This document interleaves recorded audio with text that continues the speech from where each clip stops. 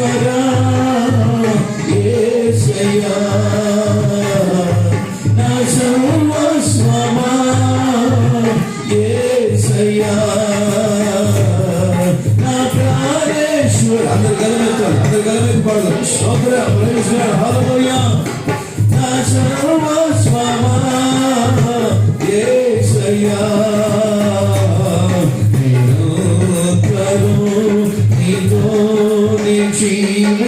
చాలే ఆశనమే బ్రతికించు చూడని నిరంతరం నీతోనే చాలే ఆశనమే బ్రతికించు చూడని తొలకరి వర్షపు నీ పొలములోనే నాటికివి ఆమె తొలకరి నీ పొలములోనే నాటికివి నీలోనే చిగురించాలని నీలోనే పుష్పించాలని నీలోనే చిగురించాలని నీలోనే పుష్పించాలని పరిశుద్ధాత్మ వర్షముతో చేకపరచుచున్నావు నీ రాగడగై నిరంతరమే. స్తోత్రం పాడుతూ ప్రభువుని కనపడదాం. స్తోత్రం హల్లెలూయా. చుమ్మదే నిరంతరం నీతోనే జీవనం చాలే ఆశలమే బ్రతికించు చూడని నా ప్రాణేశ్వరా యేసయ్యా నా సర్వస్వమా యేసయ్యా నా ప్రాణేశ్వరా యేసయ్యా నా సర్వస్వమా యేసయ్యా నా ప్రాణేశ్వరా యేసయ్యా నా సర్వస్వమా యేసయ్యా నిరంతరం నీతోనే ఆశలన్నీ బ్రతికించు చూడని నిరంతరం నీతోనే జీవించాలని ఆశలన్నీ బ్రతికించు చూడని. హల్లెలూయా. ఒకసారి హల్లెలూయా. దేవుని ప్రశస్త నామానికి మహిమ కలుగును గాక. దేవుని బిడ్డలారా, ఈ ప్రత్యేకమైన దినాన ఈ రీతిగా అందరం కూడా ఆయన సన్నిధానంలో చేరి ఆయన స్తుతించి కనపరచడం మనకెంతైనా ఆశీర్వాదకరమని ప్రభుపేట మనం చేస్తున్నాం. దేవునికి స్తోత్రం కలుగునుగా. ఈనాడు మరి చాలా స్థలాల్లో కూడా కలిసి ప్రభుని స్తుతించలేనటువంటి పరిస్థితిలో ఈరోజు మనం ఉన్నాం.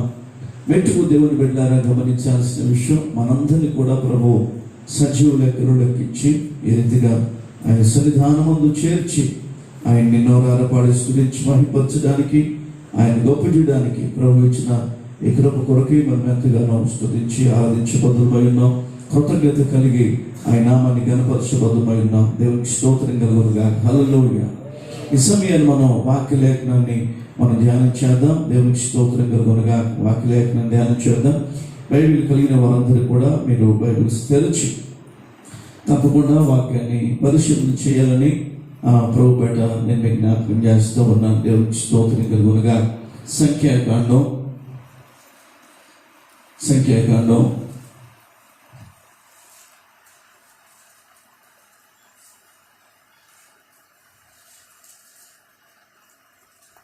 16వ అధ్యాయము, సంఖ్యాకాండము 16వ అధ్యాయము 46 నుండి 50 వాక్యాలు చదువుదాం. 46 నుండి. దయచేసి మైక్ వాడండి. ఎవరైనా చదివేటప్పుడు మిగతా వారు కూడా వినపడే అవకాశం ఉంటుంది. జాగ్రత్తగా మాటలు మనం చదివే ప్రయత్నం చేద్దాం. ఓకే, 46 నుండి చదువుదాం. అప్పుడు మోషే నీవు ధూపార్తిని తీసుకొని బలిపీఠపు నిప్పులతో నింపి ధూపము వేసి వేగముగా సమాజమునొద్దకు వెళ్ళి వారి నిమిత్తము ప్రాయశ్చిత్తము చేయము. కోపము యెహోవా సన్నిధి నుండి బయలుదేరెను. తెగులు మొదలు పెట్టినని అహరోనుతో చెప్పగా మోషే చెప్పినట్లు అహరోను వాటిని తీసుకొని సమాజపు మధ్యకు పరిగెత్తి పోయినప్పుడు తెగులు జనములలో మొదలుపెట్టి ఉండెను. కాగా అతడు ధూపము వేసి ఆ జనుల నిమిత్తము ప్రాయశ్చిత్తము చేసెను. అతడు చచ్చిన వారికి బ్రతికి ఉన్న వారికి మధ్యను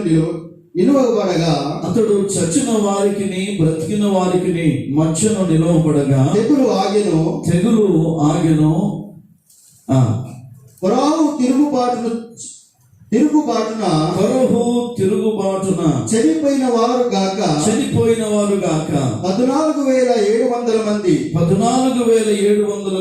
ఆ తెగులు చేత చచ్చిరి.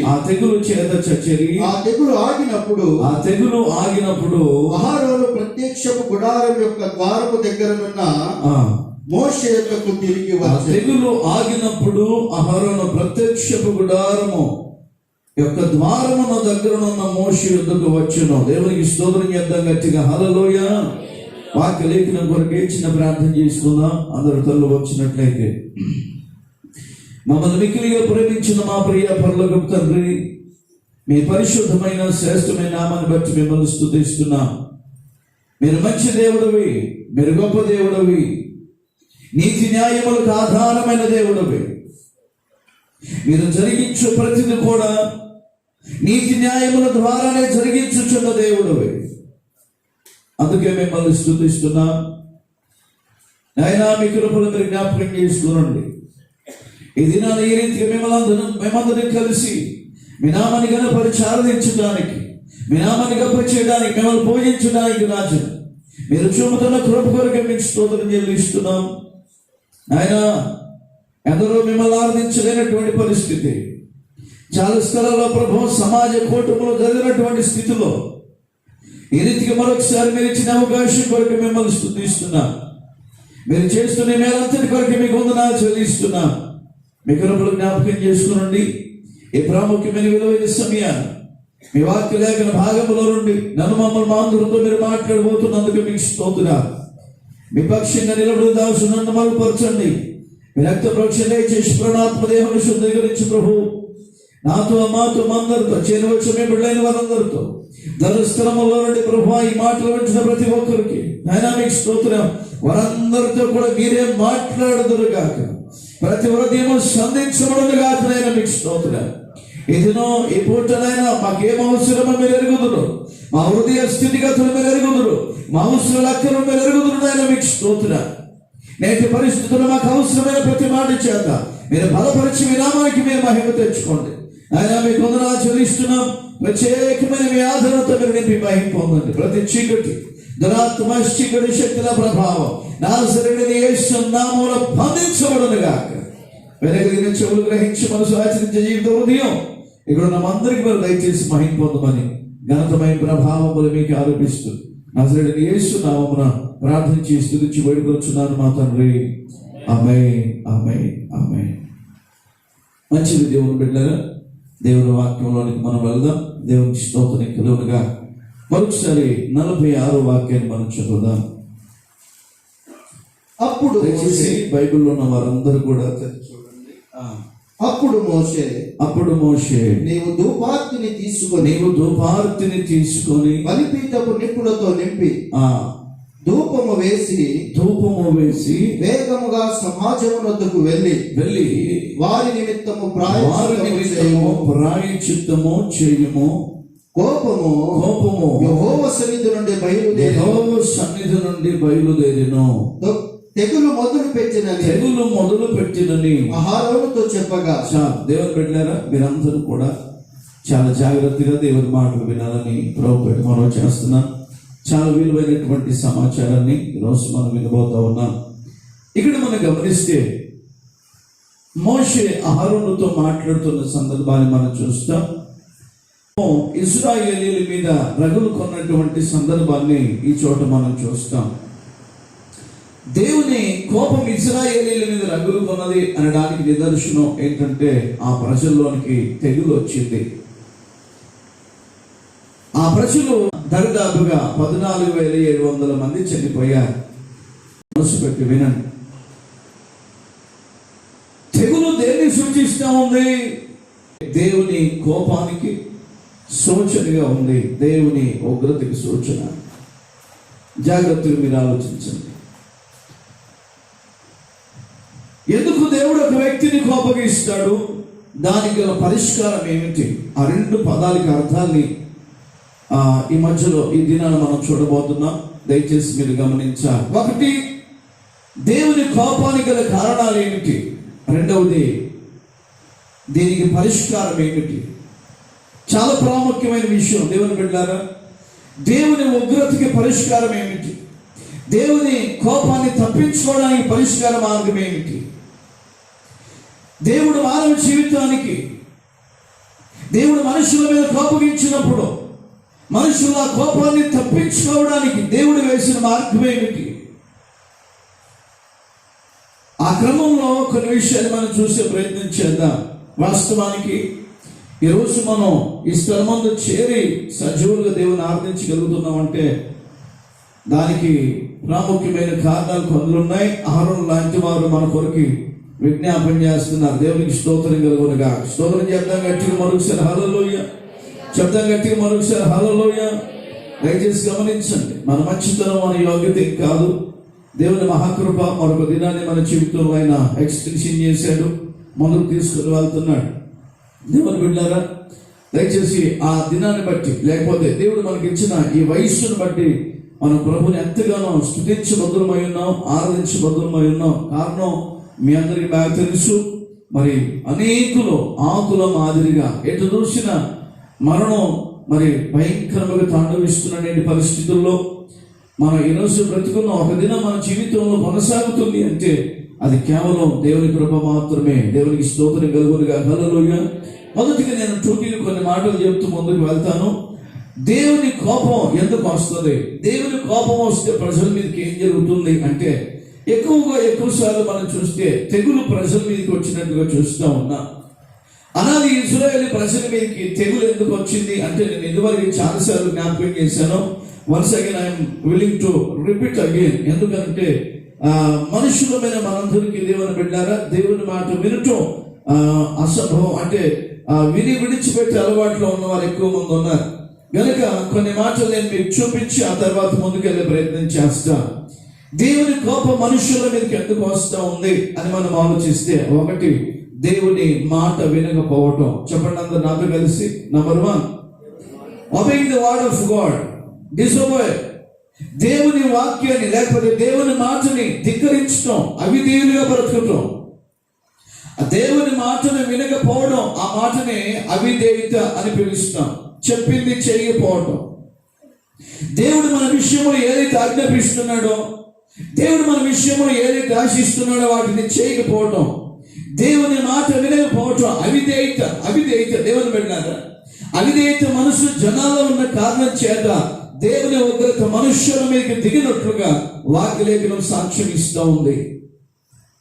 ఇక్కడ మనం చూస్తే ఇందాక మనం చదివిన వాక్య భాగం దానికి సంబంధించినటువంటి మాటే. ఇశ్రాయేలీయులు వారు అరణ్య యాత్ర గుండా వెళుతున్నప్పుడు మార్గ మధ్యంలో వారిలో ఉన్న కొంతమంది దేవుని బిడ్డలారా అవిధేయులై, వారిలో ఉన్న కొంతమంది అవిధేయులై దేవుని మాటను ధిక్కరించారు, దేవుని చేత ఏర్పాటు చేయబడినటువంటి నాయకులను కూడా ఎదిరించారు. దయచేసి జాగ్రత్తగా వినాలి. దేవుని చిత్తాన్ని ధిక్కరించారు, దేవుని మాటని అవిధేయులుగా చూశారు. దేవుని మాట వినకుండా అంత మాత్రమే కాదు, దేవుడు ఏర్పాటు చేసిన నాయకత్వాన్ని కూడా వారు ధిక్కరించారు. ఈ రెండు పనులు అవిధేయత వలన జరిగినవి. వారు అవిధేయులుగా జీవించిన కారణం చేత తెగులు వారి మధ్యలోనికి వచ్చినట్టుగా చూస్తూ ఉన్నాం. జాగ్రత్త సుమా, ఈ మాటలు వింటున్నప్పుడు మనం గమనించాలి. దేవుని ఉగ్రత మనుషుల మీదకి రావడానికి ఎక్కువ సార్లు ఏది ప్రభావితం చూపిస్తుంది అని మనం ఆలోచిస్తే మనుషుల యొక్క అవిధేయత ఎన్నిసార్లు చెప్పినా కూడా వినలేనటువంటి దుస్థితి దేవుని బిడ్డలు. సేవకులముగా దేవుని చిత్తాన్ని పదే హెచ్చరించిన, పదే బోధించిన, పదే వాక్యం చేత దేవుడు మనల్ని గద్దించినప్పటికీ కూడా నువ్వు వినట్లేదు చూడు, ఆ మాటకి చెవియకుండా నీ ఇష్టానుసారంగా జీవించడానికి ఇష్టపడుతున్నావు చూడు. ఆ అవిధేయత మనస్సు దేవుని కోపానికి కారణమైంది అని ప్రభు బయట మనం చేస్తున్నాం. దేవునికి స్తోత్రం చెప్పండి బిగ్గరగా హల్లెలూయా. చెప్తారా నాతో కలిసి బిగ్గరగా హల్లెలూయా. ఒకటి, దేవుని కోపానికి తెగులు సమాజం మీద రావడానికి ఒక కారణం ఏంటంటే అవిధేయత మనస్సు. చెప్పండి నాతో కలిసి, అవిధేయత, దేవుని మాటను వినకపోవటం, దైవ చిత్తాన్ని వ్యతిరేకించటం, నాయకత్వాన్ని వ్యతిరేకించటం. ఒక మాట మీరు చదవండి, ముందుకెళ్ళే ప్రయత్నం చేద్దాం. దేవునికి స్తోత్రం, మీకు దేవునికి మహిమ కలుగునుగా. దేవునికి స్తోత్రం. అదే మీరు ఒక పేజ్ ముందు తిప్పితే అక్కడే ఉంటుంది. దేవునికి స్తోత్రం కలుగునుగా. 23 చదువుతారా? 16-23. అప్పుడు యెహోవా మోషేకు ఇలాగ సెలవిచ్చెను. కొరహు, దాతాను, అబీరాముల యొక్క నివాసముల చుట్టుపట్ల నుండి తొలగిపోండి జన సమూహముతో చెప్పుము. అప్పుడు మోషే లేచి దాతాను అబీరాముల యొద్దకు వెళ్ళగా ఇశ్రాయేలు పెద్దలు అతని వెంట వెళ్ళిరి. అతడు ఈ దుష్టుల గుడారముల యొద్ద నుండి తొలగిపోవుడి, మీరు వారు పాపములన్నిటిలో వారివారై నశింపకుండా ఉండునట్లు వారికి కలిగినదేది ముట్టకుడి అని ఆ సమాజముతో అనెను. కాబట్టి వారు కొరహు, దాతాను, అబీరాముల నివాసముల యొద్ద నుండి ఇటు అటు లేచిపోగా దాతాను అబీరాములు వారి భార్యలను, వారి కుమారులను, వారి పసి పిల్లలను తమ గుడారముల ద్వారమున నిలిచిరి. మంచిది, జాగ్రత్తగా మీరు ఇక్కడ చూస్తే ఆ కింది మాట డైరెక్ట్ గా వెళ్దాం. దేవుని స్తోత్రం. 30 చదువు, 31 చదువు సమయంలో అతడు ఆ మాటలన్నీ చాలించగానే వారి క్రింది నేల నెరవిడిచెను. ఆ నేల నెరవిడిచి భూమి తన నోరు తెరిచి వారిని వారి కుటుంబములను కొరహు సంబంధులందరినీ వారి సమస్త సంపాద్యమును మృంగివేసెను. వారును వారి సంబంధులందరూ ప్రాణముతో పాతాళములో కూలిరి. ఆమేన్. దేవునికి హల్లెలూయా చెప్పండి బిగ్గరగా హల్లెలూయా. దేవుని బిడ్డలారా జాగ్రత్తగా వినాలి. దైవ చిత్తాన్ని వ్యతిరేకించడం, దేవుని మాటకి అవిధేయులుగా బ్రతికే జీవితం చూడండి. ఇశ్రాయేలీయులు అరణ్య యాత్ర గుండా వెళుతున్నప్పుడు కొరహు, దాతాను, అబీరాములు వారు దైవ చిత్తానికి వ్యతిరేకముగా నిలబడి మోషేను, అహరోనులను వ్యతిరేకించినట్టుగా చూస్తూ ఉన్నాం. వారి నాయకత్వాన్ని ఎదిరించినట్టుగా చూస్తూ ఉన్నాం. చివరికి వారు అనుభవించారు దేవుని కోపాన్ని. ఏం జరిగింది? భూమి నెరవేర్చి వారిని మింగివేసింది. భయంకరమైనటువంటి దేవుని బిడ్డలారా, ఆ చోట ఎన్నడూ కని విని ఎరగనటువంటి పరిస్థితిని ఆ చోట మనం చూస్తాం. కారణం అవిధేయత. ఆ కిందే మరో మాట ఉంటుంది. నేను వీటిని వివరించి తెలుసుకోలేదు, పరిష్కారాన్ని చూపించే ప్రయత్నం చేస్తాను. కింది మాట కూడా మనం చదివే ప్రయత్నం చేద్దాం. దేవునికి స్తోత్రం కలుగునుగా. ఆ కింద మరొక మాట, ప్రత్యేకమైన మాట ఉంటుంది చూడండి, 35 వాక్యం.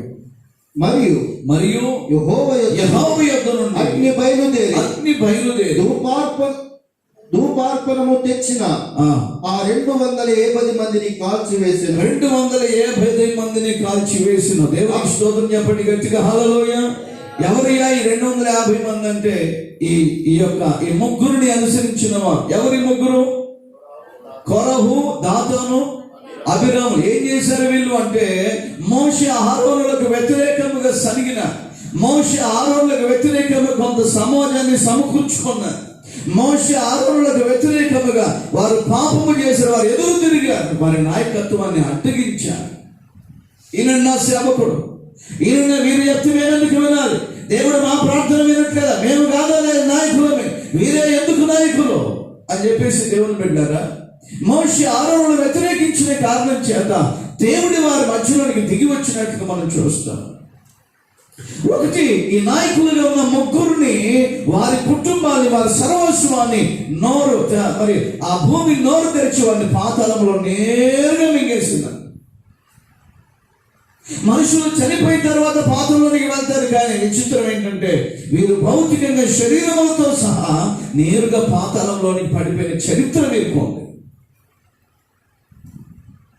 వారు మాత్రమేనా? వారిని అనుసరించినటువంటి సుమారు 250 మంది ధూపార్తులను చేతపట్టుకొని ఆ సముఖంలోనికి వచ్చిన వారు, గుడారం దగ్గరికి వచ్చిన 250 మంది మనుషులు ఎవరు ఏమిటంటే ఈ ముగ్గురికి అనుసరిస్తున్నటువంటి వారు, ఈ కొరహు, దాతాను, అబీరాములను అనుసరిస్తున్నటువంటి వారు. దేవుని అగ్ని ఆకాశం దిగి వచ్చింది, దేవుని పెట్టారా, వారిని అక్కడికక్కడే కాల్చి వేసినట్టుగా మనం చూస్తున్నాం. కారణం అవిధేయత, దేవుని మాటకి వినకపోవటం, దేవుని మాటను వినకపోవటం. ఒకసారి ఇక్కడ మనం పరీక్షించుకోవాల్సిన అవసరం ఉంది.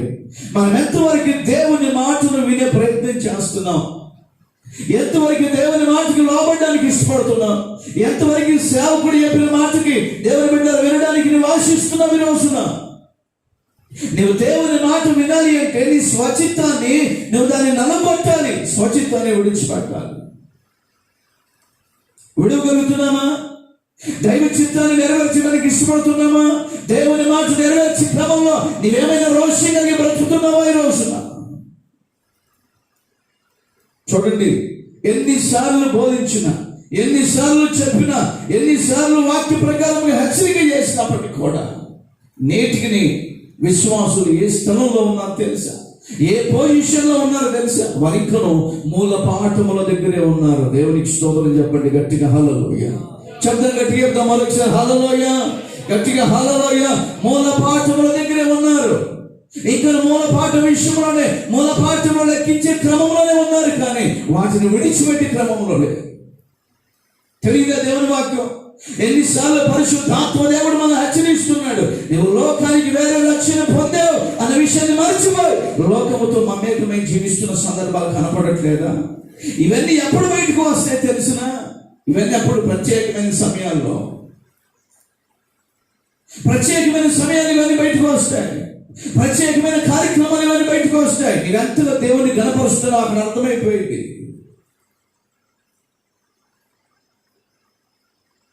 వాక్యము స్పష్టంగా సాక్ష్యం ఇస్తుంది. పూర్వము మీరు అన్న జనుల వారు మీరు ఉండకూడదు. చదవండి, ఎఫెసీయులకు రాసిన పత్రిక 4వ అధ్యాయం. దయచేసి ఆ మాట కలిసి చదవండి. ఎఫెసీయులకు రాసిన పత్రిక త్వరగా 4:17 చదువుదాం. కాబట్టి అన్య జనులు నడుచుకున్నట్లు మీరిక మీదట నడుచుకొనకూడదని ప్రభువును సాక్షిస్తున్నాను. జాగ్రత్త వినాలి, తమలో అందరు దయచేసి నా మాట వినాలి. కాబట్టి మీరు అన్య జనులు నడుచుకున్నట్లు మీరు ఇక మీదట నడుచుకోనకూడదు. ఎవరిలా నడవద్దు? ఎవరి వల్ల? అందరు చెప్పండి, ఎవరి వల్ల నడుచుకోవద్దు? మనం అన్య జనుల వల్ల. ఇక మీదట అన్న పదాన్ని చూస్తున్నాం. ఇక మీదట అనగా మాటకు అర్థం ఏంటంటే క్రీస్తు తెలుసుకున్న మీదట, వాక్యాన్ని ఎరిగిన మీదట, నీవు దేవుని చెంతకు వచ్చిన మీదట నువ్వేం చేయాలో తెలుసా? ఇక మీదట నువ్వు అన్య జనుల వల్ల నడుచుకోవద్దు. అది దేవుడు మనకు ఆజ్ఞాపిస్తున్న మాట. అది దేవుని బిడ్డలు జాగ్రత్తగా వినాలి. క్రైస్తవ సమాజంలోనికి చేరిన నీవు, యేసు రక్తంలోనికి వచ్చిన నీవు, క్రీస్తు ధరించిన నీవు, క్రీస్తు దేవుని బిడ్డలారా, సర్వస్వం మనందరికి దారిపోసి రక్తాన్ని పారబోసి శివుని రక్తం బట్టి మనందరూ చిందించి ఆయన రక్తాన్ని వెలను చెల్లించి ఈరోజు మనల్ని కొని ఆయన శరీరంలో భాగముగా చేస్తే ఈరోజు నీవు నేను మనందరం ఏ స్థలంలో ఉన్నాం తెలుసా? ఈ రోజుల్లో ఆయన సంపూర్ణతలోనికి సాగి వెళ్ళవలసిన నీవు నేను మనం ఇంకా నువ్వు 1వ తరగతి మూల పాఠంలోనే ఉన్నామని వాక్యం స్పష్టంగా సాక్ష్యం ఇస్తుంది. అన్ని జనుల వల్ల నేను నడుచుకోవద్దు. ఎన్నిసార్లు చెప్పగలవు? దేవుని వాక్యం కాదా ఇది? అక్కడ ఉంది, వారైతే అంధకారమైన మనస్సు కలిగి, చూడండి, వారైతే అంధకారమైన మనసు గలవారు, చీకటి మనస్సు కలిగిన వారై తమ హృదయ కాఠిన్యము చొప్పున తమలో ఉన్న అజ్ఞానము చేత, చూడండి, హృదయ కాఠిన్యము అంటే వారి హృదయము కఠినపరచబడింది. రెండవది వారిలో అజ్ఞానము ఉన్నది. అజ్ఞానము చేత దేవుని వలన కలుగు జీవములో నుండి, చూడండి, దేవుడిచ్చే జీవములో నుండి వేరుపరచబడిన వారై తమ మనస్సునకు కలిగిన వ్యర్థతను అనుసరించి నడుచుకొనుచున్నారు. ఎవరు వీళ్ళు అంటే అన్య జనులు. ఎవరు చెప్పండి? తమ మనస్సుకు కలిగిన వ్యర్థతను అనుసరిస్తున్న వారు, అంధకారమైన చీకటి మనస్సు కలిగిన వారు, హృదయ కాఠిన్యమును అనుసరిస్తున్న వారు, అజ్ఞానం చేత నడుచుకొనుచున్న వారు, విశ్వాసులు కాదు అన్య జనులు. దేవునికి స్తోత్రం కలుగునుగా. హల్లెలూయా. అది అన్య జనులకు సంబంధించినటువంటి మాట. కానీ ఈ మాట మనం ఈరోజు ఎక్కడ చూడగలుగుతున్నాం తెలుసా? ఎక్కడ చూడగలుగుతున్నాం?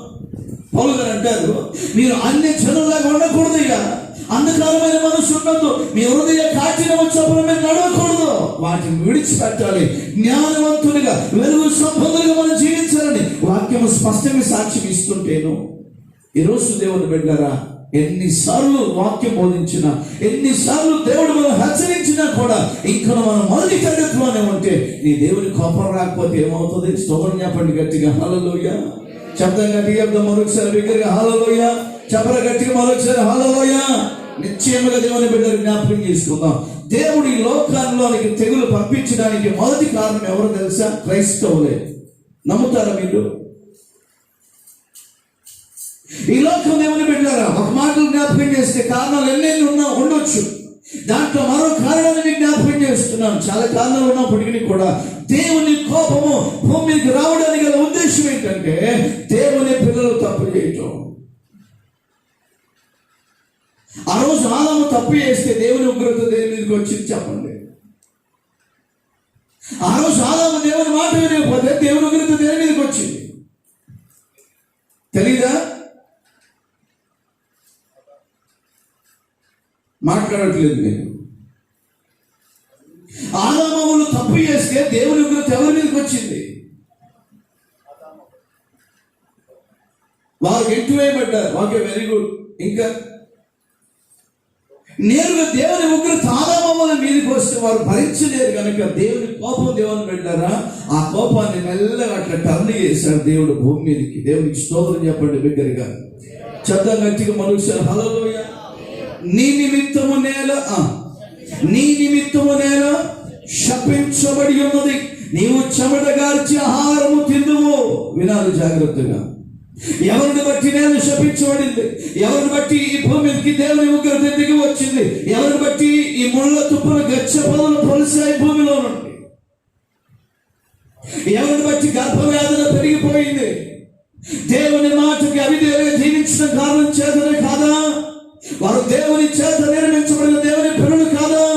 వారు దేవుని చేత నిర్మించబడినప్పటికీ కూడా ఎన్నిసార్లు దేవుడు ప్రతిరోజు వారు సహవాసం కలిగి ఉన్నప్పటికీ కూడా, ప్రతిరోజు దేవుడు వారితో మాట్లాడుతూ వస్తున్నప్పటికీ కూడా ఎవరి మాట విన్నారు తెలుసా?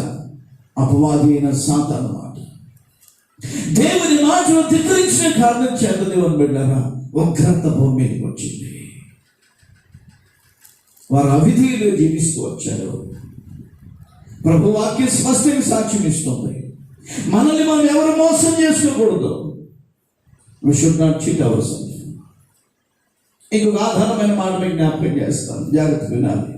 అబ్రహాముతో దేవుడు ఒక వాగ్దానం చేశాడు. ఏమని చేశాడు? అబ్రహాముతో దేవుడు ఒక వాగ్దానం చేశాడు. ఏమని వాగ్దానం చేశాడు తెలుసా? నిన్ను బట్టి నేను నిన్ను దీవించువారు దీవించబడతారు, నిన్ను శపించువారు శపించబడతారు అని చెబుతూ ఏమంటాడంటే, నీ మూలముగా, నీ సంతతి మూలముగా ప్రపంచ దేశాలు ప్రపంచమంతా దీవించబడుతుంది. జాగ్రత్తగా వినాలి దేవుడు పెట్టారు.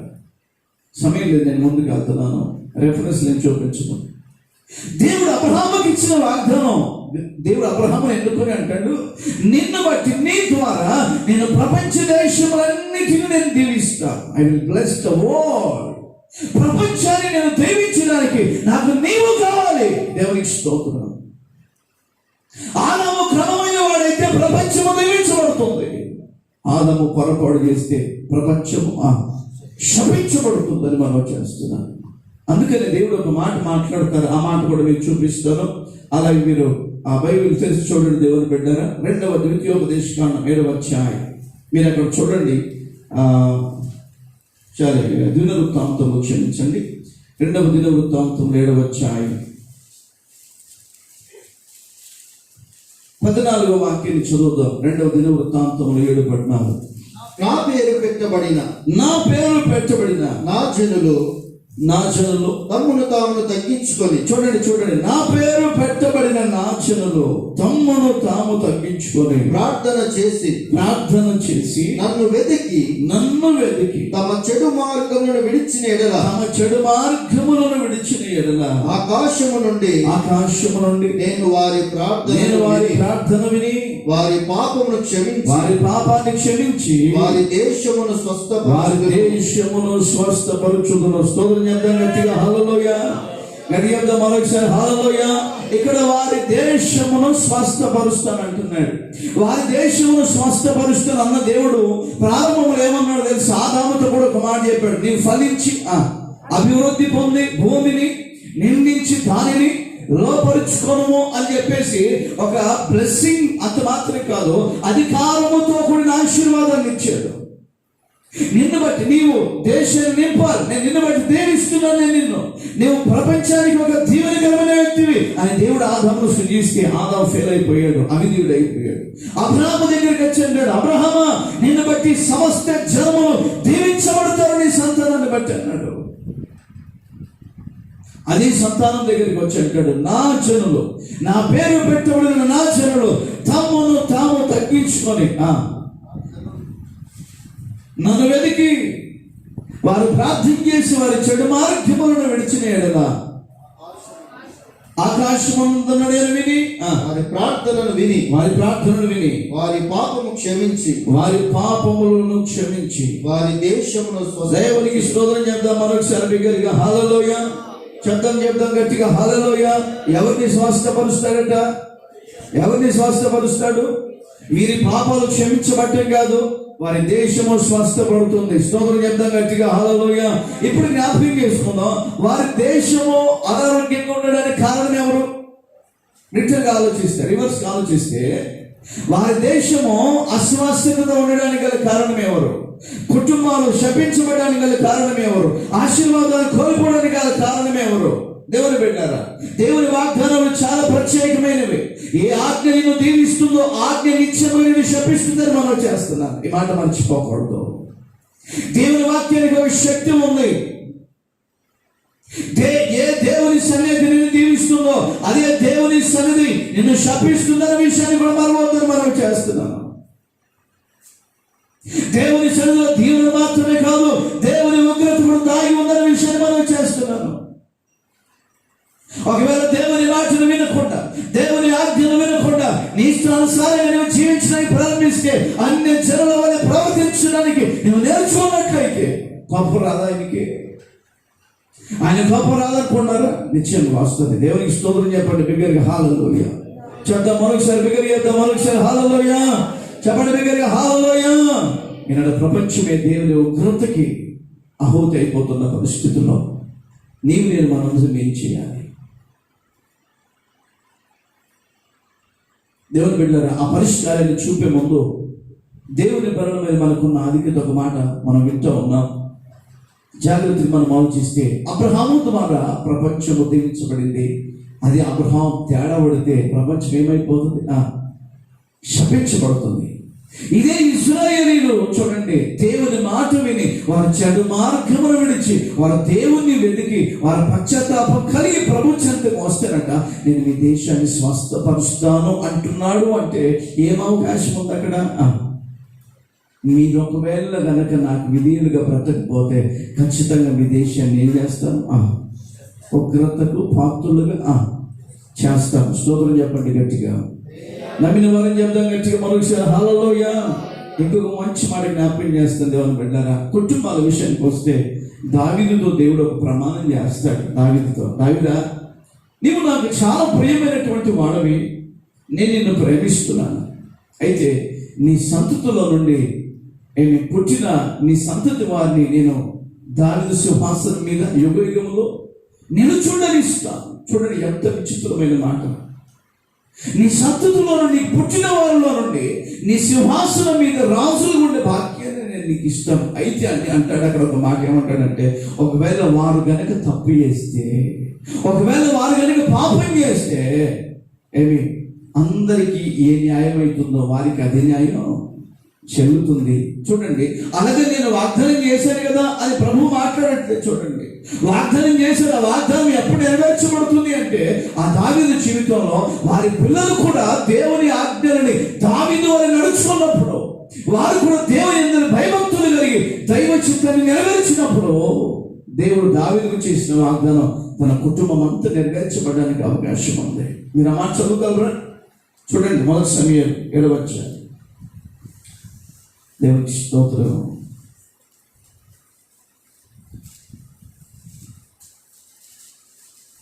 క్షమించారు, 2వ సమూయేలు 7వ అధ్యాయము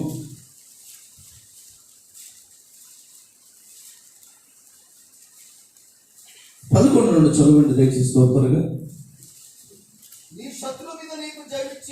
నీ శత్రువుల మీద నీకు జయమిచ్చి నీకు నెమ్మది కలగజేసి ఉన్నాను.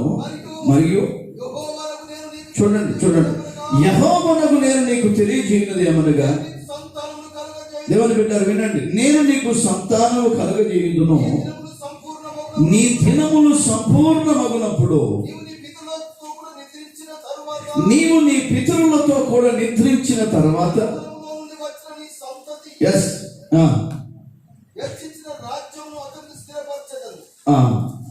చూడండి, అక్కడ మనం చూద్దాం. నీ దినములు సంపూర్ణములగునప్పుడు నీవు నీ పితరులతో కూడా నిద్రించిన తర్వాత నీ గర్భములో నుండి వచ్చిన నీ సంతతిని హెచ్చించి రాజ్యమును అతనికి స్థిరపరచెదను. అతడు నా నామఘనత కొరకు ఒక మందిరమును కట్టించును. దేవుని రాజ్య సింహాసనము నేను నిత్యముగా స్థిరపరచెదను. చూడండి, 14లో అంటాడు, నేను అతనికి తండ్రినై ఉండును, అతడు నాకు కుమారుడై ఉండును. అతడు పాపము చేసి, చూడండి ఈ మాట మీద జాగ్రత్త పట్టుకోండి, అతడు పాపము చేసిన ఎడల నరుల దండముతోనూ మనుష్యులకు తగులు దెబ్బలతోనూ అతని శిక్షించుదును. స్తోత్రం చెప్తాం గట్టిగా మరొకసారి. చెప్పరా గట్టిగా నాతో కలిసి హల్లెలూయా. అందరు గట్టిగా చెప్పండి మరొకసారి హల్లెలూయా. దావీదుతో దేవుడు చేస్తున్న ప్రమాణం, నేను నీ గర్భములో నుండి సంతానాన్ని పుట్టిస్తాను, ఆ సంతానికి రాజ్యానికం ఇస్తాను. అయితే వారు కనుక నా మాట వినకపోతే వారిని ఏం చేస్తాను? శిక్షిస్తాను. దేవుని బిడ్డలారా జాగ్రత్తగా మీరు నా మాట వినాలి. దేవుడు తన ప్రియమైన పిల్లల్ని శిక్షిస్తాడా? తన బిడ్డల్ని శిక్షలోకి తీసుకుని వెళ్తాడా? వారికి ఏమైనా శ్రమల చేస్తాడా? నిశ్చయంగా చేస్తాడని వాక్యం చెప్తా ఉంది. కారణం ఏంటో తెలుసా? అవిధేయత. చెప్పండి నాతో కలిసి. మొదటి కారణం దేవుని ఉగ్రతకి అవిధేయత, నిర్లక్ష్యం, మాట వినకపోవడం. దేవుని బిడ్డలారా దయచేసి ఈరోజు ప్రభు మనకు జ్ఞాపకం చేస్తున్నటువంటి మాట, మనం దేవుని మాట వినటానికి నేర్చుకుందాం. మనం ఎప్పుడైతే దేవుని మాటకు విధేయత చూపించడం నేర్చుకుంటామో దేవుని కనికరం మన మీదకి రావడానికి అవకాశం ఉంది.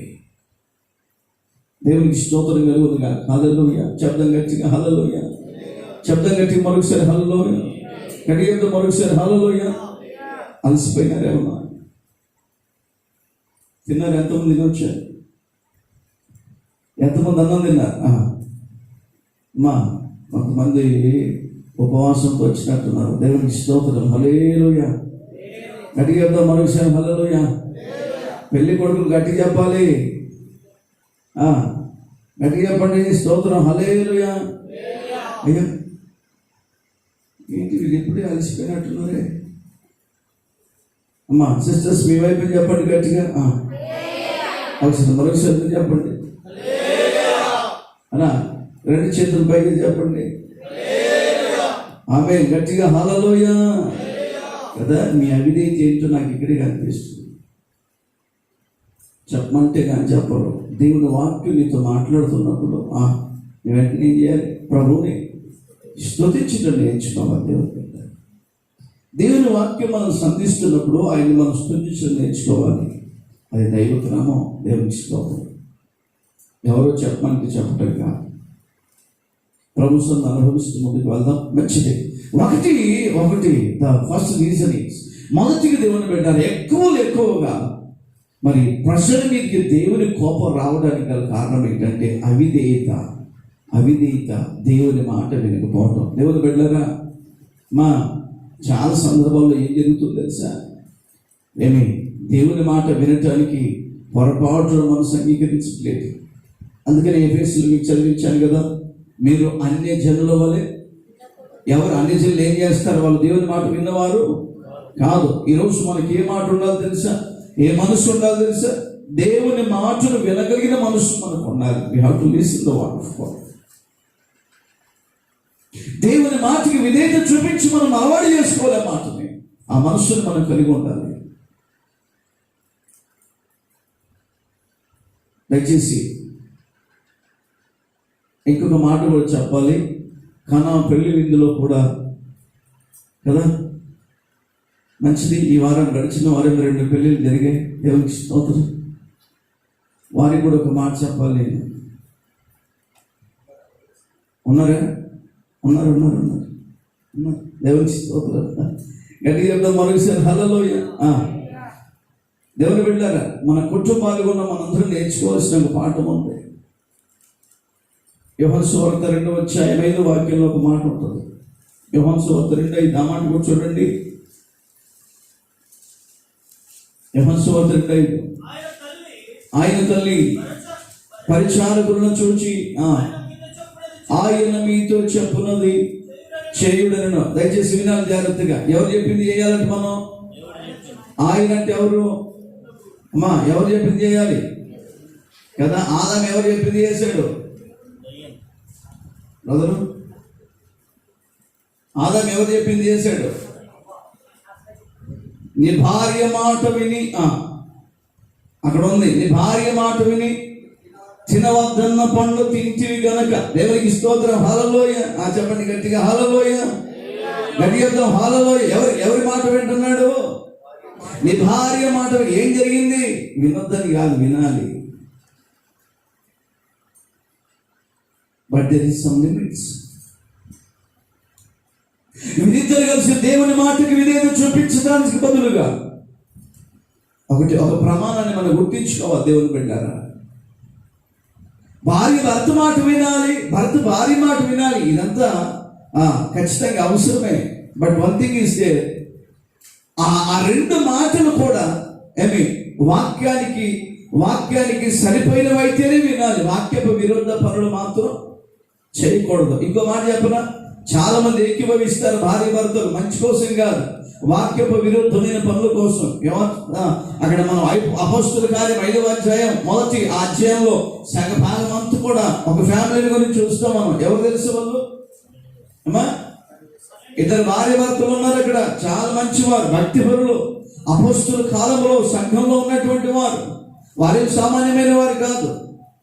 ఏ పేరు వాళ్ళ పేరు? అననీయ సఫీరాలు. ఏం చేశారు మరి? వారిద్దరు కూడా ఎంత ఏకీభవించే మనసు అంటే ఎంత మంచి మనసు. పాపం భర్త మాట భార్య వాళ్ళిద్దరు కూడా సొంత ఏ పని చేయరు, ఒకరికొకరు మాట్లాడుకోకుండా. ఒకరికొకరు తెలియకుండా ఏ పని చేయరు. నేనేమనుకుంటానంటే వారి విషయంలో మనం ఆలోచిస్తే దేవుని బిడ్డలారా, ప్రతి చిన్న విషయాన్ని కూడా పంచుకోవడం మంచి మనసే. అట్లా ఒకరికొకరు అన్ని చెప్పుకోవడం చాలా మంచిదే, కాదని కాదు. కానీ విచిత్రం, వారు ఏకీభవించేది మంచి కోసం ఏకీభవిస్తున్నారా, చెడు కోసమా? ఆమె దేవునికి స్తోత్రం చెప్పండి గట్టిగా మరొకసారి బిగ్గరగా హల్లెలూయా.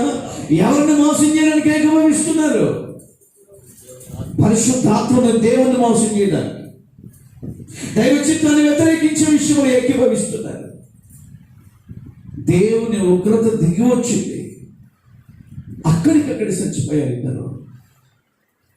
దయచేసి దేవుని పెట్టారా, ఈరోజు ఎవరి మాట వినాలి మనం? వారిద్దరు మాట్లాడుకున్నారట. మాస్టర్ గారు అడిగితే ఏమని చెప్తాం? ఆ రోజుల్లో ఏం చేశారు తెలుసా? చరస్తి రాస్తు నమ్మి ఎక్కడ తీసుకొచ్చారు? అపోస్తుల పాదముల చెంతకు తీసుకొచ్చారు. ఆ క్రమం ఉంది. వాళ్ళేం బలవంతం పెట్టలేదు, తీసుకురమ్మని చెప్పలేదు.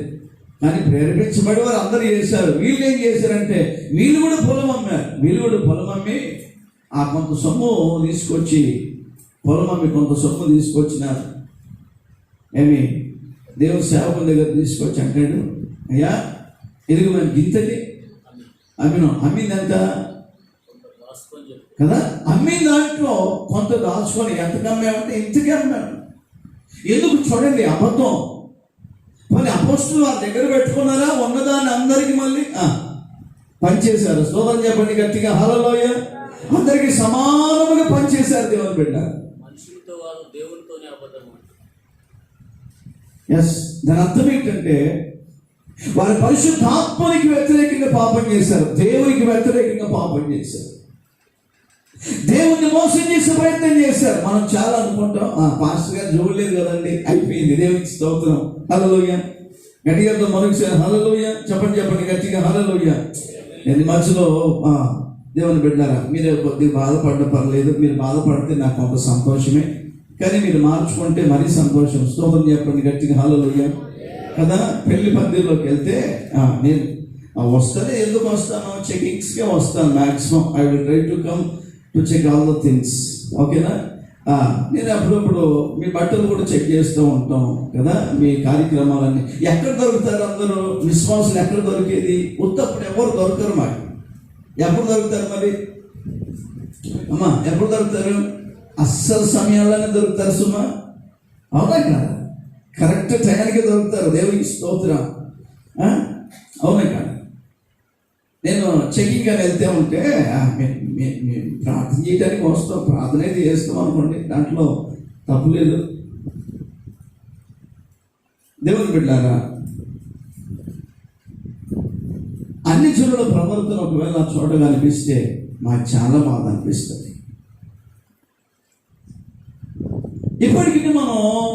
ఇప్పటికీ మామిడి కొమ్మల్ని మనం మనవలేదు. స్తోత్రం చెప్పండి గట్టిగా, స్తోత్రం చెప్పండి. అమ్మినవారు స్తోత్రం చెప్పరా హల్లెలూయా.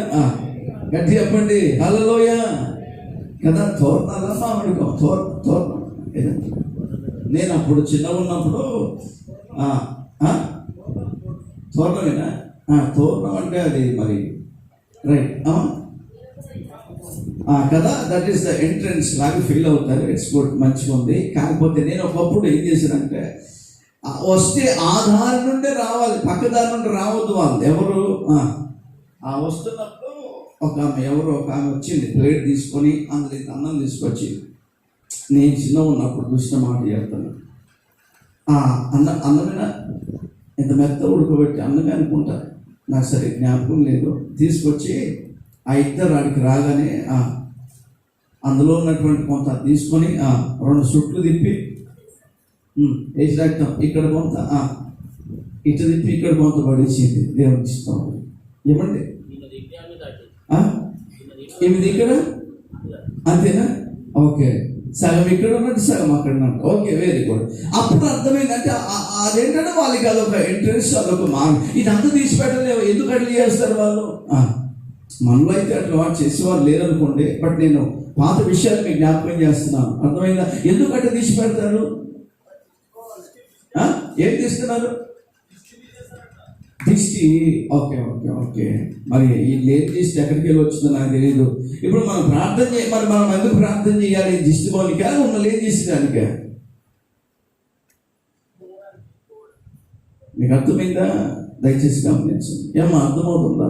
ఇక ఇప్పుడు మీరే మీకు మీరుగా దిష్టి తీసుకునే ప్రయత్నం అయితే మేమేందుకు ప్రార్థన చేయాలి? విశ్వాసులకి ఏమైనా గిష్టిలు ఉంటాయా? అవునా? ఇశ్రాయేలీలో మంత్రం ఉందా? దేవుని సన్నిధిలో దేవుని బిడ్డలు గమనించండి. మనం ఎప్పుడు ఇక్కడ దేవుని అందరూ విశ్వాసం వచ్చి ప్రార్థన చేస్తున్నామో సర్వరోగం యేసు నామములో నివారణ కలిగింది. స్తోత్రం చెప్పండి గట్టిగా, శబ్దం గట్టిగా మరొకసారి హల్లెలూయా చెప్పండి గట్టిగా, హల్లెలూయా. ఇక మీదట జరగకుండా ఉండాలన్న ఉద్దేశించి అతి మాటలు జ్ఞాపకం చేస్తున్నాను. ఒకరోజు దుర్గాల్లో ఒక పెళ్ళైంది గడిచిన 2 నెలల కింద.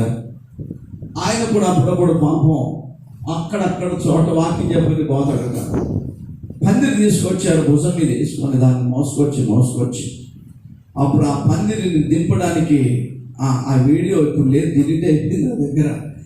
దేవునికి స్తోత్రం. ఆ పందిరి దింపడానికి తండ్రి కుమార పరిశుద్ధాత్మ నామములో పందిరి దించుతున్నాడు లోపల. దేవునికి స్తోత్రం.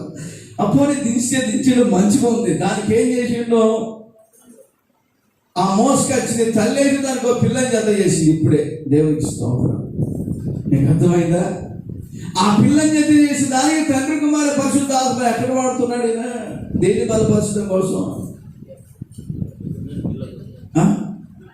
తల్లి పిల్లని బలపరచడానికి. దేవునికి స్తోత్రం. చూడండి, విచిత్రం కదా.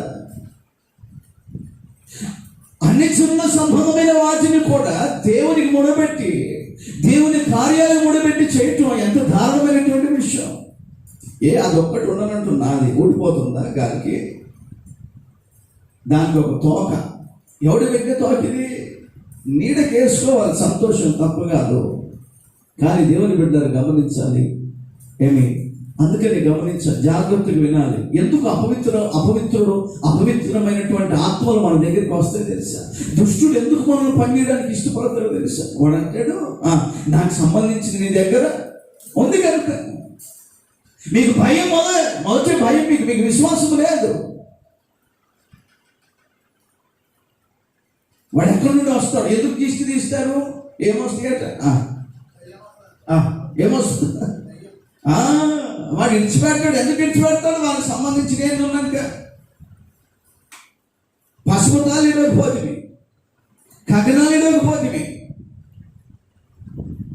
ఏమంటే ఇవేమి ఇడిగినప్పుడు, ఇవేమి చేయనప్పుడు, ఇవేమి మారినప్పుడు, అన్ని జనులు సంబంధమైనటువంటి అవన్నీ కూడా ఉన్నప్పుడు మరి వాడు ఎట్టి ఇడిచిపెడతాడు?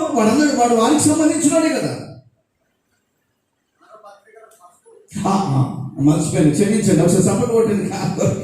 దేవునికి స్తోత్రం చెప్తాం బిగ్గరగా, హల్లెలూయా చెప్తాం. మరొకసారి బిగ్గరగా హల్లెలూయా. ఆ కొనలకి ఏమట? అది కూడా తండ్రి కుమార పరిశుద్ధాత్మ పేరుతో పెట్టుంటారేమో. ఒక సహోదరుడు ఇట్నే అన్నాడు, అన్నా మనం వేసుకున్నాం అనుకున్నాం, ఈ పసుపు కుమాలు ఏంటి, ఇదంతా ఏంటి, అన్యజనులు చేస్తున్నారు, మనం చేస్తే చేయడం. అప్పుడు అంటాడు, లేదన్నా పసుపు యాంటీబయాటిక్ అన్నా. యాంటీబయాటిక్ ఏం బ్యాటిక్ అంటే? అరే బాబు, మరి యాంటీబయాటిక్ అయితే రోజు కూరలో అన్నం చేసుకొని తిన్నావు కదరా, అది సరిపోదా? నీపోతే ఎక్కువ అవసరం మనకి. నీకు ఆ యాంటీబయాటిక్ అయిపోతే ఒకరోజు అవసరమా, మిగతా అవసరం కూడా అవసరమా? అవునా కాదా? న్యాయంగా ఆలోచిస్తే ఆ మాట చెబుతుంది ఎవరు తెలుసా? వీళ్ళకి ఏం తెలియదు. యాంటీబయాటిక్ రోజు కూరలు అన్నం తింటున్నావే, సరిపడ తింటున్నావు కదా, అవసరమైతే ఇంకోది కదా, రెగ్యులర్గా ఎక్కువ వేసుకో, చెంచు ఎక్కువ వేసుకో, పసుపు పచ్చడి అయిపోతావు. దేవునికి స్తోత్రం కదా. అవునా కదా? ఆ రోజు ఎందుకు? ఇప్పటికీ దేవుని బిడ్డారా, జాగ్రత్తగా ఆలోచించు. అంటే అవి లేనోళ్ళు సంతోషంగా ఉండట్లేదా? వాటి వల్ల ఏం జరుగుతుందో తెలుసా? అపవిత్రుడు నీ చెంత నుండి బయటికి పోలేకపోవడం. అందుకని వాక్యంలో ఉంటుంది, పత్రికల్లో, ఆ అపవాదికి చోటు ఇవ్వకూడదు. స్తోత్రం చెప్పండి గట్టిగా, చెప్తాం గట్టిగా మరొకసారి హల్లెలూయా. దేవునికి లోబడి ఉండుడి, అపవాదిని ఎదిరించుడి. నీవు దేవునికి లోబడకుండా, దేవుని మాట వినకుండా వాడిని ఎదిరిస్తే వాడు పొరపాటున వాడు ఎందుకు పోతాడు? వాడంటాడు, నాకు సంబంధించిన వాళ్ళు ఇక్కడే ఉన్నాయి, నన్ను ఎంట పట్టుకుంటావు.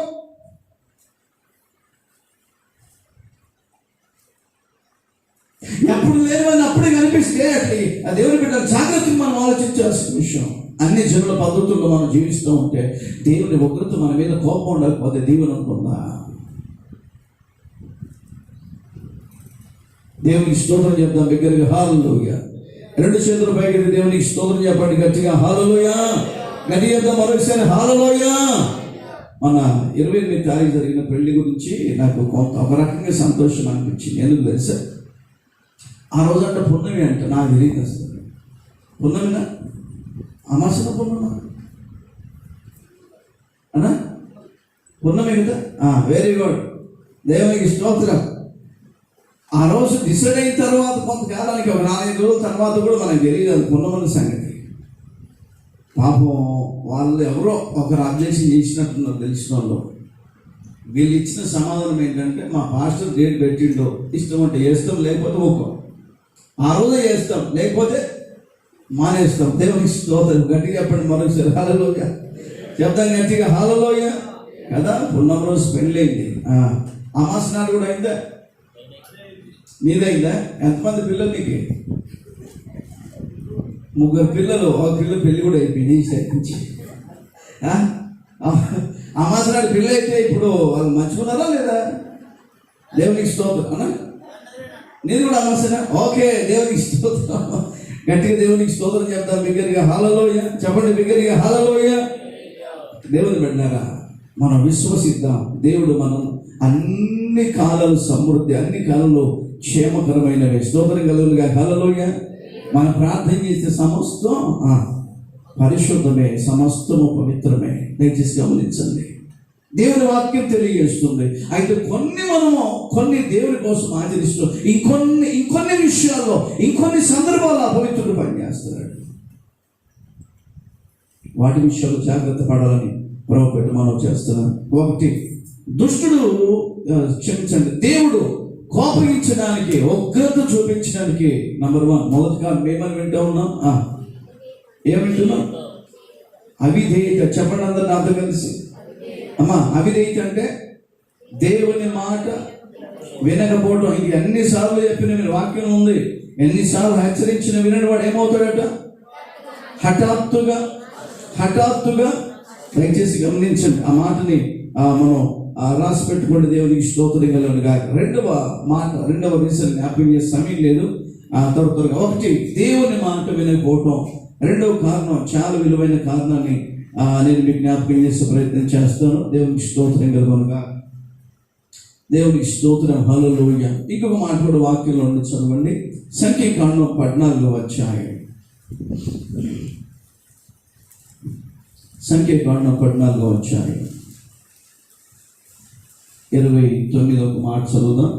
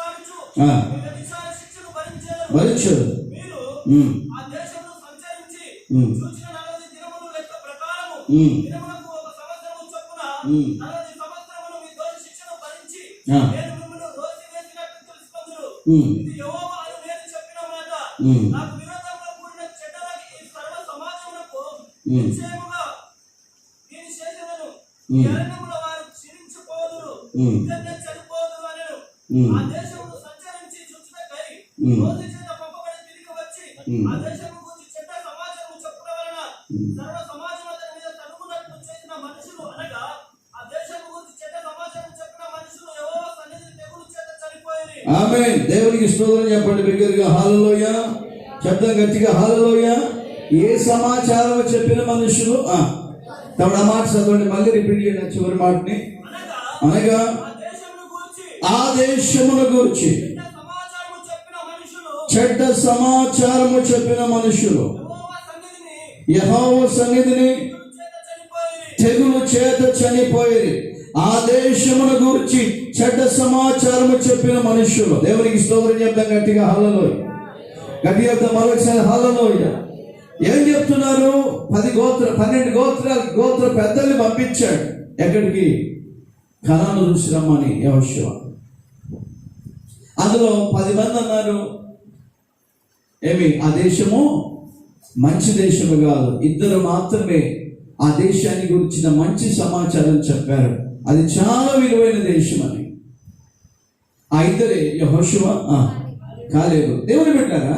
మీరు ఎప్పుడైతే ఆ కనాను దేశాన్ని గురించిన చెడ్డ సమాచారం తీసుకొచ్చారో, ఆ కనాను దేశాన్ని గురించి అవిశ్వాసపు మాటలు మాట్లాడారు, ఆ కనాను దేశాన్ని గురించి మాట్లాడవలసినవి ఎప్పుడైతే మాట్లాడలేదో దేవుని ఉగ్రత వారి మీదకి వచ్చినట్లుగా మనం చూస్తున్నాం. ఈ చోట వినాలి. కనాను దేశాన్ని గురించిన చెడ్డ సమాచారం వాళ్ళు తీసుకొచ్చారు. దేవుడేమో కనాను దేశాన్ని గురించి పాలు తేనెలు ప్రవహించు సమృద్ధి కలిగిన స్థలం అని చెబుతా ఉంటే, వీరేమో ఆ దేశము సరి అయినది కాదు అన్నట్లుగా మాట్లాడుతున్నారు. దయచేసి గమనించండి. ఏమిటి ఆ కనాను దేశం అని మనం ఆలోచిస్తే పరలోక రాజ్యము. దేవునికి స్తోత్రం చెప్దాం గట్టిగా హల్లెలూయా. ఈరోజు దేవుని పెట్టారా? దేవుని సువార్త చెప్పాల్సిన దానికి బదులుగా, మంచి సమాచారము చెప్పాల్సిన దానికి బదులుగా నువ్వు చెప్పకపోయినా కూడా దేవుని ఉగ్రతకి మనం పాత్రలు చేయబడతాం. ఒకటి, చెప్పాల్సినవి చెప్పకపోయినా, చెప్పకూడనివి అనవసరమైనవి ఎక్స్ట్రా కలిపి చెప్పినా కూడా దేవుని ఉగ్రతకి పాత్రలుగా చేయబడతామని మనం చేస్తున్నాం. వాళ్ళు చెడ్డ సమాచారం తీసుకొస్తున్నారు. దయచేసి జాగ్రత్త వినాలి. మన చేతనైతే మనం ఏం చెప్పాలో తెలుసా? చాలా సందర్భాల్లో సంఘాన్ని గురించి మాట్లాడాల్సి వచ్చినా, నీ కుటుంబాన్ని గురించి మాట్లాడాల్సి వచ్చినా, అమ్మా అన్న జాగ్రత్త వినాలి. కొంతమంది భార్య భర్తల గురించి మాట్లాడాల్సి వచ్చినా ఏం మాట్లాడాలో తెలుసా? సమాజంలో బయటికి తీసుకొచ్చేటప్పుడు ఏం మాట్లాడాలి? నీ సేవకుల గురించి మాట్లాడాల్సి వచ్చిన మంచి సమాచారం మాట్లాడు. నా దేవుడు నేను దీవిస్తాడు. దేవుడికి స్తోత్రం చెప్పండి గట్టిగా హల్లెలూయా. ఏమి మీ అత్త బాగా మేము కొడుతుంది అనుకోండి, మీ అత్త బాగా మీకు టార్చర్ చేసినా మీరేం చెప్పాలి తెలుసా? బయట మా అత్త చాలా మంచిది, నన్ను చాలా బాగా చూసుకుంటుందని చెప్పారు అనుకోండి. ఆమె నీవు ఎవరితో చెప్పినా ఆమె ఏం చేస్తుంది తెలుసా? ఖచ్చితంగా ఏం చేస్తుంది? మళ్ళీ ఎవరి దగ్గరికి వస్తుంది? ఎవరి దగ్గరికి వస్తుంది? ఖచ్చితంగా అత్త దగ్గరికి వస్తామే. నువ్వేం చెప్పినా మళ్ళీ నువ్వు మాట్లాడేవన్నీ మళ్ళీ అక్కడికి వస్తాయి, అక్కడికి వచ్చేస్తాయి. దేవుని బిడ్డ జాగ్రత్తగా వినాలి. అప్పుడు ఒకవేళ కనుక అమ్మా నీ కోడలు నీ గురించి చాలా వేరుగా మాట్లాడేది అన్నది అనుకోండి, అట్లా మాట్లాడుతుందా? అది చెప్తుంది అని ఏం చేస్తుంది? బియ్యం ఉష్టులు పోసి పెడుతుంది, ఉష్టులు వేసి. మీకు అర్థమైందా? అర్థమైన స్తోత్రం చెప్పండి. ఒకవేళ ఆమె నిజమే అయిండొచ్చు. చాలా మంది దేవుని పెట్టారు. ఒకవేళ కోడలు తెలుసు తిరిగి తప్పుడు చేసి ఉంటుంది అన్నారా? జాగ్రత్తగా సముద్రంలో కొత్త పెళ్ళైన వాళ్ళు మళ్ళీ జాగ్రత్తగా వినాలి. తెలుసు తిరిగి వాళ్ళు తప్పు చేసి ఉండొచ్చు. మీరేం చేయాలి? కొంతమంది సిస్టర్లు ఉంటారు, ఎక్కువ బ్యాచ్ ఏంటంటే ఆ మధ్యలో ఒక సిస్టర్ బాగా మా ఆయనండి ఎంత దుర్మార్గుడు అంటే దుర్మార్గుడు బా అయినొచ్చు, వాస్తవమే.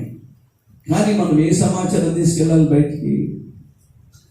ఏ సమాచారం తీసుకెళ్ళాలి? ఆ మాటలు విన్న ఆ దుర్మార్గుడు ఒకనొక సమయాన్ని ఏం చేస్తాడు తెలుసా? అరే నా భార్యకి నేను ఇంత టార్చర్ పెట్టినప్పటికీ, ఇంత కొడతా కూడా ఆమె ఏం మాట్లాడుతుంది? నా గురించి ఏం చెప్తుంది? మంచి చెప్తుంది. అంటే నన్ను అంతకు ప్రేమిస్తుంది కదా, ఎప్పుడు నా గురించి ఎక్కడ తక్కువ చేసామే మాట్లాడలేదే అని చెప్పేసి ఒకసారి కాకపోయినా ఒకసారికైనా పశ్చాత్తాపడే అవకాశం ఉంది. నిజమైన ప్రవర్తన అలాగే ఉండొచ్చు, తప్పని కాదు. అమలారా తమ్ముడు జాగ్రత్తగా వినాలి. మాటలు వింటున్నవారు చాలా మంది కుటుంబాలు విచ్ఛిన్నమవడానికి గల కారణం కూడా ఇదే. చిన్న పొరపాటున ఏం చేస్తారు తెలుసా? దాన్ని మరి పెద్దలు ఏది చూపిస్తారు. ఏమా చిన్న పొరపాటు పెద్దలు చేస్తారు కదా. బైబిల్లో మాట రాయబడింది, ప్రేమ సమస్త దోషములను కప్పును నేను కప్పుకోవాల్సిన దానికి బదులుగా ఏం చేస్తున్నావు? రహస్యం ఉండాల్సిన విషయాన్ని నువ్వు ఏం చేస్తున్నావు తెలుసా? వాటిని పెద్దగా చూపిస్తూ. అందుకని ఈ రోజు నా కుటుంబాల్లో సమాధానం కరువైపోతా ఉంది. అయిపోవచ్చు నువ్వు ఒక దేవుని బిడ్డగా, జ్ఞానవంతురాలుగా ఈరోజు మనం ఏ సమాచారం తీసుకెళ్ళాలి? విశ్వాసుల గురించి కూడా చాలా సందర్భాల్లో మనం మంచి సమాచారం తీసుకెళ్దాం. స్తోత్రం కలుగునుగా. హల్లెలూయా. చెప్పండి గట్టిగా మరొకసారి. శబ్దం గట్టిగా మరొకసారి హల్లెలూయా. గట్టిగా మరొకసారి హల్లెలూయా. నీవెవరి గురించి మాట్లాడాల్సి వచ్చినా మంచి సమాచారాన్ని మాట్లాడు. దేవుడు దీవిస్తాడు. ఒకనొక సమయాన ఆ మంచి మాటను బట్టి అయినా, కనీసం నీవు మాట్లాడిన ఆ మాటను బట్టి అయినా ఆ వ్యక్తి మార్చబడడానికి అవకాశం ఉంది. దేవుని పెట్టాలి. ఇశ్రాయేలీయులు 12 మంది వెళ్ళారు గోత్రకర్తలు. ఆ 10 మంది ఆ దేశాన్ని గురించి, దేవుడు ఏర్పాటు చేసిన దేశాన్ని గురించి వాళ్ళు ఏం మాట్లాడుతున్నారో తెలుసా? వాళ్ళు చెడ్డ సమాచారం ఇస్తారు. దేవుని కోపం మండిపోయింది వారి మీద. దేవుడు ఏర్పాటు చేసిన స్థలాన్ని గురించి, దేవుడు ఏర్పాటు చేసిన వ్యక్తుల గురించి, దేవుడు నియమించుకున్న వారిని బట్టి, దేవుడు రక్షించుకున్న వారిని బట్టి నువ్వు మంచి మాట్లాడే ప్రయత్నం చేయి. వారన్నట్లు అక్కడ బలాఢ్యులు లేరని కాదు, వారన్నట్లు అక్కడ పరిస్థితులు ఏమి తేడా ఉండొచ్చు. అయినప్పటికీ కూడా మీరిద్దరు ఏమంటున్నారు తెలుసా? విశ్వాసంతో మాట్లాడుతున్నారు. యెహోషువ కాలేబులు ఏమని? అది స్వాధీనపరచుకోవడానికి మన శక్తి సరిపోతుంది. దేవునికి స్తోత్రం చెప్పండి గట్టిగా మరొకసారి హల్లెలూయా. చెప్దాం బిడ్డలు గట్టిగా అందరూ హల్లెలూయా.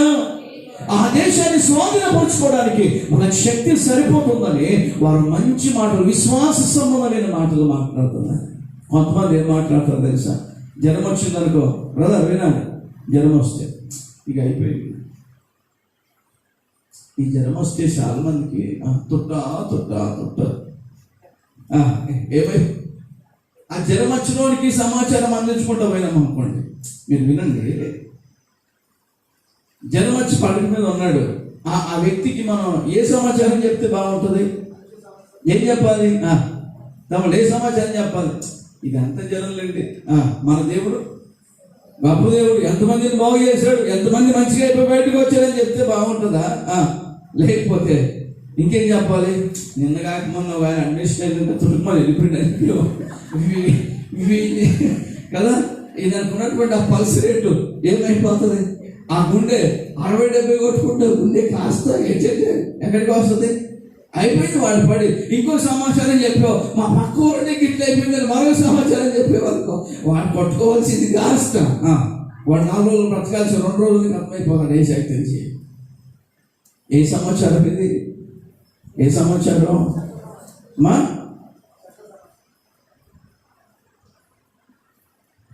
ఎవరికి అవసరమైన క్షేమకరమైన సమాచారం, విశ్వాసంతో కూడిన సమాచారం. దేవుడు పెట్టారా? కొందరిని బలపరిచే సమాచారం. ఈ యెహోషువ కాలేబులో ఎలా మాట్లాడుతున్నారు తెలుసా? నిజమే, కనాన్లో ఉన్నది వారు బలాఢ్యులు ఉన్నారట, శక్తివంతులు ఉన్నారు.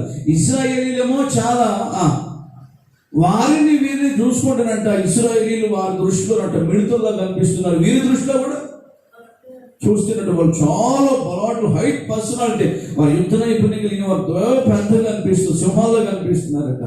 వాళ్ళ దగ్గర వీళ్ళు చిన్న మిడతల్లా కనిపిస్తున్నారట.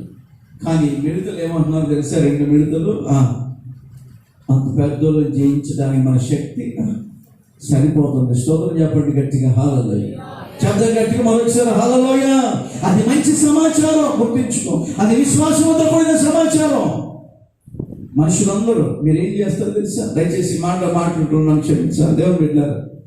మేము 100 మాటలు మీ గురించి మంచి మాట్లాడిన తర్వాత ఏదైనా కోప్పడి 2 మాటలు మాట్లాడామనుకోండి, మీరు ఏది గుర్తుపెట్టుకుంటారు? అమ్మా, ఆ 100 పోతాయి. దేవునికి స్తోత్రం కదా. 100 మేళ్ళన్నీ పోతాయి. పొరపాటు ఏదో కీడు జరిగింది అనుకోండి, ఆ చివరిలో ఆ కీడు గుర్తుంటే తప్పించి ఆ 100 మేళ్ళన్నీ పోతాయి. దేవునికి స్తోత్రం. మీ ఇంటికి వచ్చి 100 సార్లు ప్రార్థన చేసి అన్ని సమస్యలు అన్ని పరిష్కారం చేసి అన్ని చేసిన తర్వాత ఒక్కరోజు అనుకోకుండా ఏదో ఒక రోజు అననుకూల పరిస్థితి పడి మీ దగ్గర రాలేదనుకోండి, అప్పుడు మీ ఏ సమాచారం శుద్ధి చేస్తారు మీరు? పాస్టర్ గారు మా ఇంటికి పొరపాటున రాలే, దేవునికి స్తోత్రం. అప్పటిదాకా ఇన్ని సంవత్సరాలు చేసిన ప్రయాసం అంతా ఇక పోయింది, అక్కడ కాలే. దేవునికి స్తోత్రం. అవునా కదా? దయచేసి గమనించాల్సిన విషయం, నువ్వే సమాచారం తీసుకుని వెళ్తున్నావు ఈ రోజున. ఇశ్రాయేలీయుల మీదకి దేవుని ఉగ్రత రావడానికి గల కారణం దేవుని బిడ్డారా, వారు చెడ్డ సమాచారం తీసుకుని వెళ్తున్నారు. సహోదర సహోదరి, మన కుటుంబ జీవితాల్లో కూడా ఒక విషయం నేర్చుకోవాలి కుటుంబీకులుగా. ఒకవేళ చూడండి, కుటుంబాలు ఎలా ఉండాలో తెలుసా? నన్ను జాగ్రత్తగా మీరు చూడండి. పిడికిలు ఉంది కదా, పిడికిలు ఉంది కదా. ఆ రోజుల్లో నేను చిన్న ఉన్నప్పుడు పిడికిలో ఇల్లేముందో చెప్పు, ఇల్లేముందో చెప్పు, ఇల్లేముందో చెప్పు అని ఒక ఆట ఆడేటోళ్ళు. అవునా? గుర్తొచ్చిందో చాలా మందికి. ఈ పిడికిలు ఇప్పుడు ఏముందని ఎవరు తెలిసేది? ఎవరికి తెలియదు. అవునా కదా? ఎవరికి తెలియదు. ఏముంది చెప్పు, ఏముంది చెప్పు అంటే ఏమీ ఉండదు. తెలిస్తే దేవునికి ఇష్టం. మన సమాచారాలు కూడా ఒక భర్త కుటుంబ విషయాన్ని ఏం చేయాలి తెలుసా? ఏం చేయాలి? తన గుప్పెట్లో దాచుకోవాలి. పొరపాటున బయటకు రావచ్చు. ఇన్ కేస్ నీవు తట్టుకోలేని పరిస్థితులు ఏమైనా ఉంటే, అవసరమైతే నీ క్షేమాన్ని కోరినవారు, నీ కొరకు ప్రార్థన చేసేవారు, నీ కొరకు సహాయించేవారు, వారికి మాత్రం అందరూ చెప్పబోతుంది. అమ్మా తల్లులో దయచేసి విన్నారు, మీరు చాలా మంచిలో కదా. సమాచారం అంతా ఎక్కడి నుండి ఎక్కడికి వెళ్ళిపోతుంది. ఎక్కువగా సమాచారం ఎక్కువ బయటికి ఎక్కడి నుండి పోతుంది తెలుసా? కుటుంబ సమాచారం బయటికి ఎక్కడి నుండి పోతాయి ఎక్కువగా? అయ్యో చెప్పట్లేదు మీరు. మా సిస్టర్లు చాలా మంచి. ఏమా ఎక్కడి నుండి పోతాయి?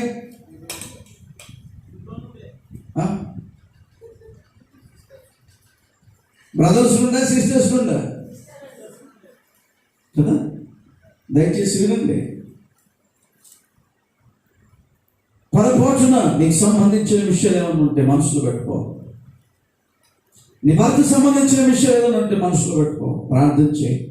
నీ మనవును తీర్చగలిగిన దేవుడికి చెప్పు. అవసరమైతే నీ కొరకు ప్రార్థన చేయగలిగిన సేవకుడికి చెప్పు. మూడవది, నిన్ను ప్రేమించి నిన్ను బలపరిచే వ్యక్తికే చెప్పు. మిగతా వారికి చెప్పకూడదు.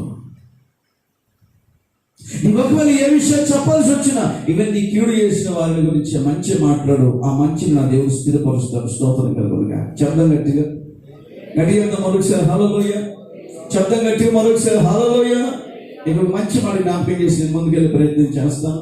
దేవునికి స్తోత్రం కలుగునుగా. దేవుని బిడ్డలారా, వాక్యంలో ఒక మాట ఉంటుంది, మీ నోటి మాటను నేను స్థిరపరుస్తా అంటాడు దేవుడు. ఎంతమంది మాట నమ్ముతున్నారు?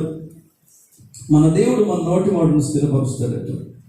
నీవేదైతే మాట్లాడతావు విశ్వాసంతో దాన్ని స్థిరపరుస్తాడు. ఆయన ముద్ర వేస్తాడు. సో విశ్వాసంతో మనం మాట్లాడేటప్పుడు దేవుని బిడ్డ జాగ్రత్తగా మాట్లాడాలి. కొన్నిసార్లు బాధ ఎక్కువైనప్పుడు దుర్మార్గుడు వస్తుంది, అవసరం అయిపోయినాను కదా. మీకు అర్థమైందా? కొంతమందిని గురించి మాట్లాడుతూ ఉంటాం. ఏమని? వాళ్ళ పరిస్థితి తట్టుకోలేక, చూడలేక, ప్రభోయ్ అప్పుడు అర్థమైందా? ఏమ్మా ఇక సిస్టర్లు అయితే ఏకాంతంగా దోషులు ఎత్తుకొస్తారు. ఏమన్నా ఏం చేస్తారు? ఆ కింద ఉన్న మట్టి తీసి వాళ్ళకి శాతం ఏం చేస్తారు కదా. దయచేసి గమనిద్దాం. ఒక విషయాన్ని మనం ఆలోచిద్దాం. నీవు నమ్మిన దేవుడు గొప్ప దేవుడు, నీ నోటి మాటను స్థిరపరిచే దేవుడు. దయచేసి మన నోరు ఏదైతే మాట్లాడుతుందో దాన్ని ఆయన స్థిరపరచునైన దేవుడు. స్తోత్రం చెప్తాం గట్టిగా హల్లెలూయా. మనం ఆశించి మాట్లాడదాం. ప్రభా ఒకవేళ బాధితున్నాడా, లేకపోతే సరైన క్రమంలో లేడా, తేడా ఉన్నారా, ప్రభా ఆ బిడ్డను క్రమంగా మార్చుదో కాక. మీ ఇంట్లోనే అసమాధానం ఉందా? నువ్వు ఎవరైనా నిన్ను బాగా ఇబ్బంది పడుతున్నారు ఇంట్లో, ఎదుటి వ్యక్తులు నువ్వు చెప్పాల్సి వచ్చినప్పుడు ఆయన చాలా మంచోడు, చాలా చాలా చాలా మంచోడు. దేవుడు నీ మాటను బట్టి ఆయన మంచోడిగా చేయను కాక. స్తోత్రం చెప్తాను గట్టిగా హల్లెలూయా. శబ్దం గట్టిగా చెప్తాం మరొకసారి హల్లెలూయా. నీలో ఉన్న విశ్వాసాన్ని బట్టి నా దేవుడు ఆయన మంచివాడుగా చేయను కాక. వీలైనంత వరకు maximum it's better to try to say the good things to others. మంచి విషయాలు చెప్పు. కొత్తలో ఉన్నారు కనుక ఇంకో మాట జ్ఞాపకం చేస్తాను. ఆ మధ్యలో కొత్త పెళ్లి చేసుకున్నారట. పాపం ఆ ప్రేమకి తట్టుకోలేక, కొన్నిసార్లు ప్రేమ పొంగి వస్తుంది కదా, ఆ ప్రేమ తట్టుకోలేక ఆ భార్య చెప్పిందట, మేము మస్తు ఎంజాయ్ చేసినామండి. ఎప్పుడో మేము మస్తు ఎంజాయ్. ఎవరితో చెప్తుంది తెలుసా? భర్తతో చెప్తుంది భార్య. ఏమని? ఈమె పెళ్లి కాకముందు ఎక్కడెక్కడ తిరిగి వచ్చిందో మొత్తం సమాచారం పూసుకొచ్చినట్టు చెప్పింది. ప్రేమతో, ప్రేమ తట్టుకోలేక ఎవరికి? ఈ భర్త పాపం చాలా జాగ్రత్తగా ఇంటా ఉన్నాడు, రికార్డింగ్ చేసుకుంటున్నాడు అన్ని. దేవునికి స్తోత్రం. ఏమైంది తెలుసా? అధిక ప్రేమలో విని ముందు సమాచారం అంతా తెలుసుకొని మనం ఇన్వెస్టిగేషన్ స్టార్ట్ చేసినాడంట. ఏం స్టార్ట్ చేశాడు? ఇన్వెస్టిగేషన్ తెలుసా? ఎంక్వైరీ స్టార్ట్ చేసినట్ట. అవన్నీ అన్ని చెప్పినవన్నీ అన్ని వాస్తవాలను తేలిపోయినాయి. చివరికి వాస్తవం ఎక్కడికి వచ్చిందో తెలుసా?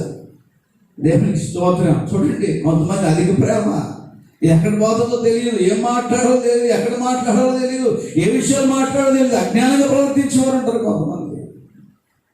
దయచేసి దేవుని బిడ్డలారా, దేవుని ఉగ్రత మన మీదకి రాకుండా ఉండాలి అంటే జ్ఞానవంతులుగా బ్రతకాలి. ఒకటి, మంచి సమాచారం బయటకు తీసుకునే రోజుగా స్తోత్రం చెప్పండి. నమ్మిన వారు గట్టిగా చెప్తాం మరొకసారి హల్లెలూయా. నంబర్ 1 ఒకటి ఏం చెప్పండి? ఒకటి, మొదటిది దేవుని ఉగ్రత మన మీద రావడానికి మొదటి కారణం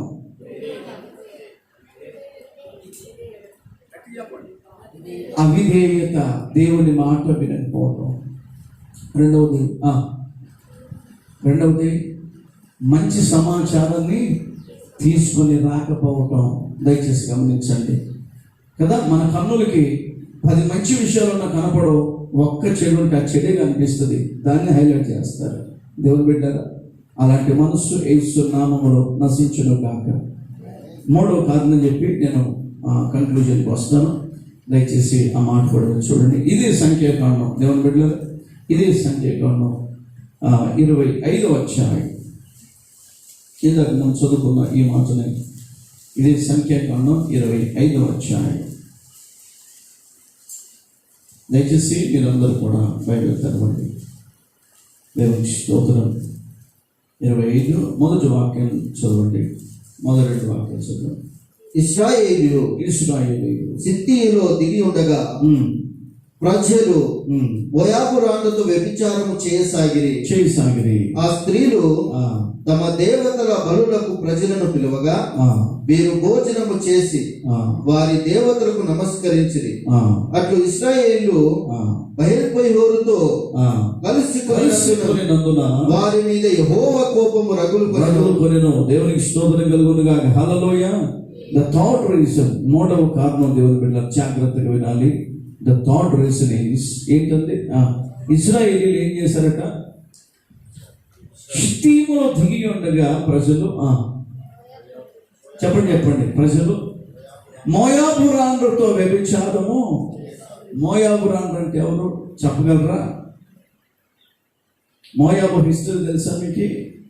ఎవరు వీళ్ళందరూ? మోయాబు అంటేనే తమ్ముళ్ళు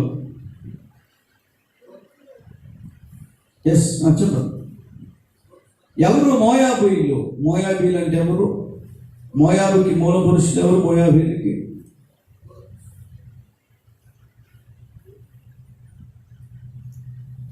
చెప్పు గట్టిగా, కరెక్టే. లోతు. వెరీ గుడ్ రైట్, దగ్గరికి వచ్చావు. లోతు మనుమడు, కొడుకు. రెండనొచ్చు.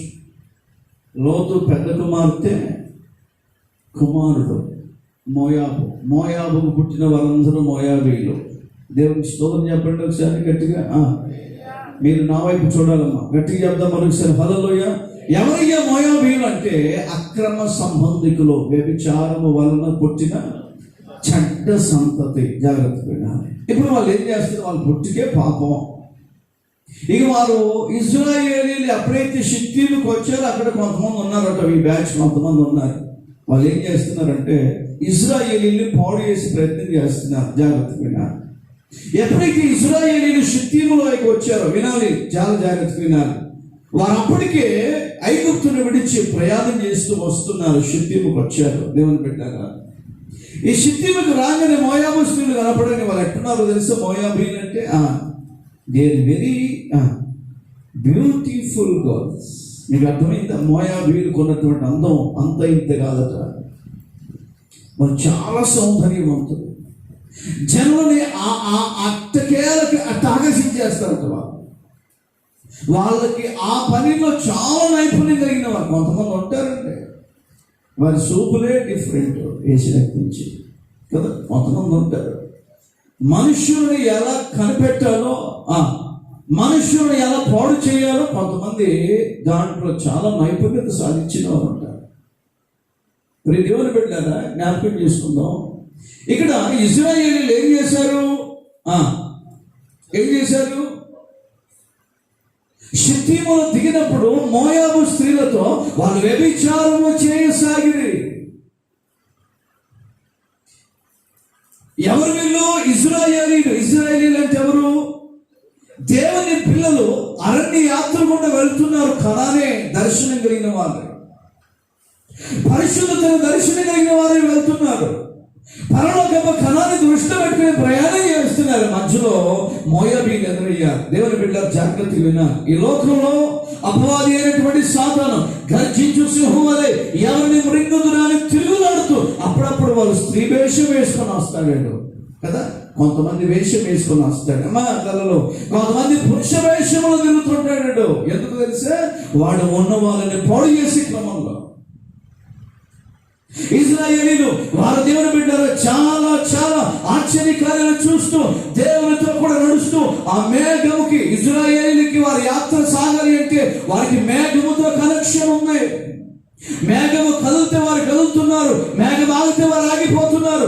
ఆధ్యాత్మిక యాత్రలో కొనసాగుతున్నటువంటి వారు దేవుడే వారు నడిపిస్తున్నారు. జాగ్రత్తగా వినాలి. But one thing is there, వారు దేవుణ్ణి అనుసరిస్తున్నారు, దేవుడు పెట్టింది తింటున్నారు, దేవుడి చేత నడిపించబడుతున్న వారు. అయినప్పటికీ కూడా పాపము కూడా వారిని వెంబడిస్తూ వస్తుంది.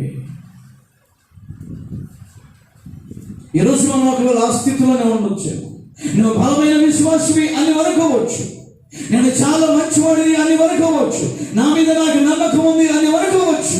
కానీ మోయాబీలు ఏం చేస్తారు తెలుసా? నీ విశ్వాసాన్ని తిప్పి నేలకు పడేస్తారు. మీకు అర్థమైందా? అందుకని వాక్యం తెలియజేస్తూ ఉంది, అవిశ్వాసులతో విశ్వాసులకి పొత్తు లే. ఎందుకయ్యా? సంసోను ఎందుకు పడిపోయాడు? బలజ్ఞుడు, నాజరు చేయబడ్డవాడు, ప్రతిష్ఠితుడు. వెళ్ళొద్దన్న స్థలానికి వెళ్ళాడు, వద్దన్న దాన్ని తెచ్చుకున్నాడు. కొంతమంది వినరండి, చెప్పిన మన పెద్దల మాటలు పొరపాటున వినరు. సంసోను తల్లిదండ్రుల మాట వినలేదు. ఏం చేశారు తెలుసా? నాకు నచ్చిన స్త్రీని తెప్పిస్తారా లేదని తల్లిదండ్రులను బలవంతంగా ఒప్పించి తెప్పించుకున్నాడు. ఏమనుభవించాడు? ఏ స్త్రీని గురించి అయితే తల్లిదండ్రులు ఒప్పించాడో, ఏ స్త్రీని బట్టి అయితే ఫిలిష్తీయులను చంపాడో, చివరికి ఆ స్త్రీ వేరొకరిని సంకలి చేరింది. మీకు అర్థమైందా? ఆ తండ్రి సంసోనుకి ఇచ్చిన భార్యను వేరొకరికి ఇచ్చి పెళ్లి చేశాడు. వెళ్ళిపోయింది. దేవుడు తీసేశాడు. దయచేసి గమనించాల్సిన అంశాలు ఉన్నాయి. దైవ చిత్రానికి భిన్నంగా ఒకవేళ మనం పరుగులెత్తితే, నా జీవితం నా ఇష్టమని కనుక మనం అడుగులు ముందుకు వేస్తే దేవుని ఉగ్రత మన మీద ఉంటుందని ప్రభుపేట మనం చేస్తున్నాం. ఏ వ్యక్తి కూడా మనల్ని సరి చేయలేడు. ఏ వ్యక్తి మన జీవితాన్ని, మన భవిష్యత్తుని సరి చేయలేడు. దేవుని పెట్టారు సొంత నిర్ణయాలు. ఇక్కడ షిత్తీము లోయలోనికి వారు వచ్చినప్పుడు చూడండి, ఇశ్రాయేలీయులు ఏం చేశారు? వారు వ్యభిచారము చేయసాగిన అంత మాత్రం ఊరుకున్నారా? అంతటికి ఆగిపోలేదు. వాళ్ళు ఏం చేశారంటే రెండవ వాక్యం చూడండి. ఆ స్త్రీలు తమ దేవతల బలులకు ప్రజలను పిలువగా వీరు వారి దేవతలకు నమస్కరించి స్తోత్రం చెప్పండి గట్టిగా. హల్లెలూయా. ఎవరిని బట్టి? ప్రియురాళ్ళను బట్టి. అర్థమైందా? మీకు అర్థమైందా? మన భక్తుడు ఉన్నాడు సోల్మాన్, ద కింగ్ సోల్మాన్ కదా, ఎంతమంది తెలుసు? అతను కూడా దేవుని బిడ్డరా మహాజ్ఞాని. ప్రపంచంలో అంతకు మించిన జ్ఞానం లేదు, కానీ ఒక చోట ఓడిపోయాడు. కుటుంబాన్ని కట్టుకునే విషయంలో ఓడిపోయాడు. He was failed in the family. దయచేసి గమనించండి. దేవుని వాక్యం స్పష్టంగా సాక్ష్యం ఇస్తుంది. మీరు వారితో వ్యభిచారం చేయటం మాత్రం కాదు, ఏ దేవుడైతే వారు నడిపిస్తున్నాడో ఆ దేవుని మర్చిపోయి ఆ విగ్రహాల దగ్గర తినటం ప్రారంభించారు. ఆ విగ్రహాలకి నమస్తే పెడుతున్నారు, వాటికి సాగిల పడుతున్నారు. దేవుని ఉగ్రత వారు ఎప్పుడైతే బయలుపోయారో, వారు ఏకీభవించారో దేవుని ఉగ్రత వారి మీదకి. మరో వాక్యం ఉంది కదా, నేను ముగింపులోకి వస్తున్నాను త్వరగా. ఏం జరిగింది అక్కడ? అటు ఇశ్రాయేలు కలిసిపోయినందున వారి మీద యెహోవా కోపము రగులు కొనెను. దేవునికి స్తోత్రం. దీవించవలసిన వాడే, కాపాడవలసినటువంటి వాడే, కళలకు నడిపించవలసిన వాడే, ఆయనే సర్వశక్తివంతుడైన వాడు. భోజనం పెట్టాల్సిన వాడు, నిన్ను కాపాడవలసిన వాడు, నిన్ను పోషించేవాడు, నీ భవిష్యత్తును సరిచేసేవాడు. ఆయన నీకు శత్రువు అయితే రోజు ఎవడంటే మనల్ని విడిపించడానికి చేస్తున్నామండి. ఎవరు పెట్టారా? రగులు కొనిన మాట చూస్తున్నా. ఇప్పటికీ ఒకవేళ దేవుని ఉగ్రత అనుభవిస్తున్నావా వ్యక్తిగతంగా? దానికి ఒకవేళ కారణాలు ఇవేనా సహోదరుల, దేవుని బిడ్డలారా? ఒకసారి మనం ఆలోచిద్దాం. ఎక్కువ సార్లు ఎక్కడ పొరపాటు జరుగుతుందో తెలుసా? నేను ముగింపులోనికి వస్తున్నాను. ఎవరు వస్తున్నారా? దయచేసి నా మాటలు వినండి. ఇన్నిసార్లు దేవుని వాక్యాన్ని విన్నా మీరు విని విడిచిపెడతారు. ఎందుకు? ఒకవేళ ఈ విని ఇది మనసులో పెట్టుకుంటే ఈ వాక్యం మీకు అడ్డు వస్తుంది ఖచ్చితంగా. కనుక ఏం చేస్తారు? మీ కార్యక్రమాలకు అడ్డు వస్తుందని ఏం చేస్తారు? అప్పుడు దీన్ని ఏం చేస్తారు తెలిసి పక్కన పడేస్తారు. మనస్సాక్షిగా గద్దించే ప్రయత్నం చేసిన, లోపల దేవుని ఆత్మ నేను బెదిరించే ప్రయత్నం చేసిన, అది హెచ్చరించడానికి ప్రయత్నం చేసి నువ్వు ఏం చేస్తున్నావు తెలుసా? దేవుని ఆత్మకి నువ్వు విలువనివ్వకుండా నీ కోరికలు నెరవేర్చుకునే క్రమంలో ముందుకు వెళ్తున్నావు. ఇశ్రాయేలు అది చేశారు, శాపగ్రస్తులైపోయారు. ఇశ్రాయేలీలు చాలా మంది ఆకుల మాదిరి రాలిపోయినట్లుగా నేను ప్రపంచంలో ఎంతమంది రాలిపోవట్లేదు. ప్రియదేవుని బిడ్డలారా, ఈరోజు మనం ఉంది చివరి రోజులే కదా. ఈరోజు నేను మనం ఏ క్రమంలో ఉన్నాం? దేవుని స్వరూపంలోని మార్చబడి పవిత్రతను కాపాడుకుంటూ, నేను నిష్ఠ ప్రతిష్టను కాపాడుకుంటూ ఆయన స్వరూపంలోని మార్చబడి, ప్రభా నేను ఎప్పుడు పిలిస్తేప్పుడు నీ సన్నిధిలో వస్తానయ్యా, నేను నీతో కూడా ఉంటానయ్యా, నన్ను నీ రాజ్యంలో చేస్తావయ్యా అని చెప్పేసి ఆ నీ దృష్టి కళల మీద ఉండాల్సింది పోయి ఈనాడు ఆడపిల్లల మీద మగ పిల్లల మీద ఉందే. ఎక్కడ ఈ రోజు నీ కనుదృష్టి దేని మీద ఆధారపడి ఉన్నాయి? ఏమ్మా, జాగ్రత్తగా మాటలు వినండి. మీ భవిష్యత్తును పాడు చేసుకోవద్దని మనం చేస్తున్నాం. దేవుని ఉగ్రతకి పాత్రులుగా చేయబడదని మనం చేస్తున్నాం. ఈరోజు ప్రపంచాన్ని కబలించి వేస్తున్న ఒక భయంకరమైన స్పిరిట్ ఏదైనా ఉందంటే వ్యభిచారాత్మ కాద. ఈ రోజున వ్యభిచారాత్మ. ఎవరుస్తున్నారా? పెద్దలారా, చిన్నలారా, దయచేసి దేవుని బల్లముగా దేవుని ఉగ్రతకు మనం పాత్రలు చేయబడకూడదు. ఇశ్రాయేలీల వలె వారు మధ్యలో శక్తిలోనికి రాగానే మోయాపురాణతో వారు ఏం చేశారు? కనీస భయం ఏమైనా ఉందా వారికి? అయ్యో ఎర్ర సముద్రం దాటామే, అంత గొప్ప దేవుడు మనతో ఉన్నాడు, భయం ఉందానికి. ఆకలైతే ఏ కష్టం లేకుండా అన్నం తెచ్చి పెట్టాడే, మన్నా కురిపించాడే, మన్నా భోజనం చేశారు. అంటే మన్నా అంటే దేవుడు మనకిచ్చిన వాక్య భోజనం. సామాన్యులు కాదు వీళ్ళు, యాత్రలో ఉన్నవారే. కానీ ఎంతమంది అండి కొనసాగేది, కడవరకు చేరేది? ఆమె చెప్పండి గట్టిగా హల్లెలూయా. అందుకని భక్తులు ఒక పాట పాడతారు, ఒక చిన్న పల్లవి ప్రార్థన చేస్తారు. ముగింపు లోపుగా ఒక చిన్న ప్రార్థన ఒక చిన్న పల్లవి పాడుకుందాం. సాగిపోతును ఆగిపోను నేను. విశ్వాసముతో నాతో కలిసి పాడండి. సాగిపోతును ఆగిపోను నేను, విశ్వాసములో నేను, ప్రార్థనలో నేను, విశ్వాసములో. పాడదాం బిగ్గరగా, అందరు కలిపెత్తి పాడాలి. హల్లెలూయా హల్లెలూయా హల్లెలూయా హల్లెలూయా హల్లెలూయా హల్లెలూయా హల్లెలూయా. సాగిపోతును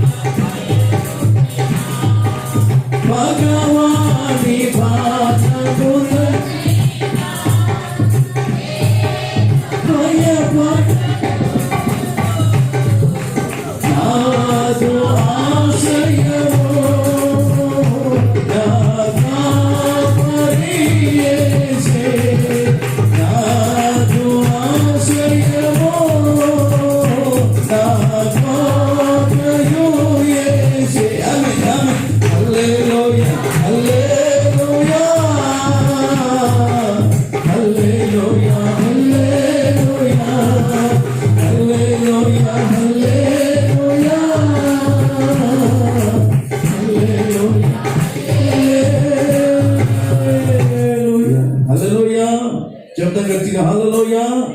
The third reason is మూడో కారణం ఏంటి? దేవుని ఉగ్రతకి మూడో కారణం ఏంటి? వ్యభిచారం. దేవుని బిడ్డలారా, దయచేసి విడిసచ్చికి అవసరం మనం మోసం చేసుకోలేదు. మత్తయి సువార్తలు అంటాడు కదా, శరీరంతో పాపం చేయకపోయినా దేవుడు దేన్ని లెక్కించేవాడట? దేన్ని లెక్కించేవాడు? ఒక స్త్రీని కానీ పురుషుని కానీ మోహపు చూపుతో చూచు ప్రతివాడు అప్పుడే తన హృదయమందు వారితో వ్యభిచారము చేసిన వాడు. దయచేసి దేవుడు అంటే దాన్ని లెక్కిస్తాడంటే సుమా is counting the inner prostitution. దేవుడు అంతరంగికాన్ని లెక్కించేవాడు. గమనించు దయచేసి దేవుని పెట్టారు. So control your eye contact. నీ దృష్టిని నువ్వు కంట్రోల్ చేయి. దయచేసి మనం చేస్తున్నా, నీ చూపును దృష్టిని కంట్రోల్లో పెట్టుకోలేకపోతే ఒక భక్తుడు అంటాడు, రెండోసారి చూసావంటే అక్కడ పాపం, మొదటిసారి చూసావా సాధారణ చూపు, మరొకసారి రెండోసారి రిపీట్ చేసి చూసావా దట్ ఈస్ ద సేమ్. అనవసరమైన వాటిని చూసి ఈరోజు లేని సమస్యలు దేవుని బిడ్డలు కొన్ని తెచ్చుకోవాలి. అంటే ఆత్మీయ యాత్రలే ఉన్నాం, మన్నాను భుజిస్తున్నాం, దేవుని చేతను నడిపించబడుతున్నమైనప్పటికీ కూడా ఇజ్రాయేలీలు ఈ కారణం చేత వారు రాలిపోయే రాకుడు మాదిరిగా దేవుని బిడ్డలారా దయచేసి గమనించండి. దేవుని కనికరులకి పోతాం. మనం ఏం చేయాలి? పరిష్కారానికి వస్తాం. ఇంకొన్ని రీజన్స్ ఉన్నాయి, అయినప్పటికీ కూడా పరిష్కార మార్గాన్ని చెప్పి నేను 5-10 నిమిషాలు ముగించి ప్రయత్నం చేస్తాను. నా సమయం కూడా దగ్గరికి వచ్చి అయితే మనం ఏం చేయాలి? What is the solution for this problem? ఈ సమస్యకు పరిష్కారం ఏమిటి? ఒకసారి మీరు చదవండి వాక్యలేఖన భాగంలో లేవి గ్రంథం. దేవునికి స్తోత్రం. ఒకసారి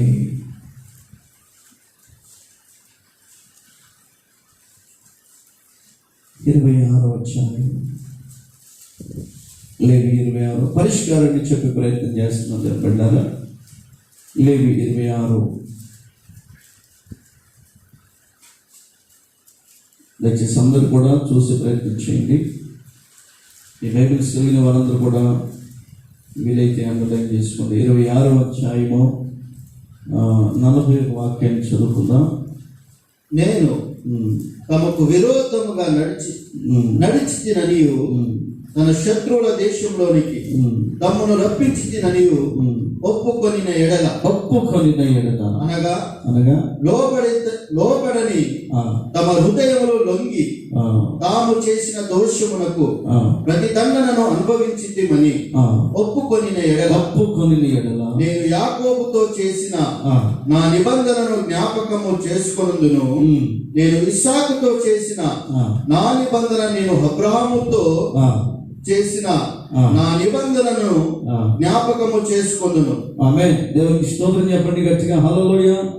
గట్టిగా మరొకసారి హల్లెలూయా. ఇక్కడ ఒప్పుకొని ఎడల ప్రియ దేవుని బిడ్డలారా, ఒకటే మాట మీరు జ్ఞాపకం చేసుకోండి.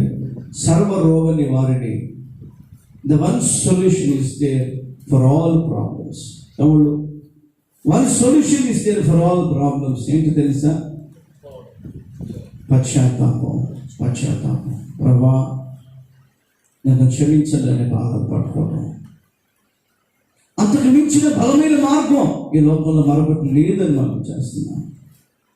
There is no better solution. దీనికి మించిన మరో ప్రత్యామ్నాయం లేదు ఈ ప్రపంచంలో.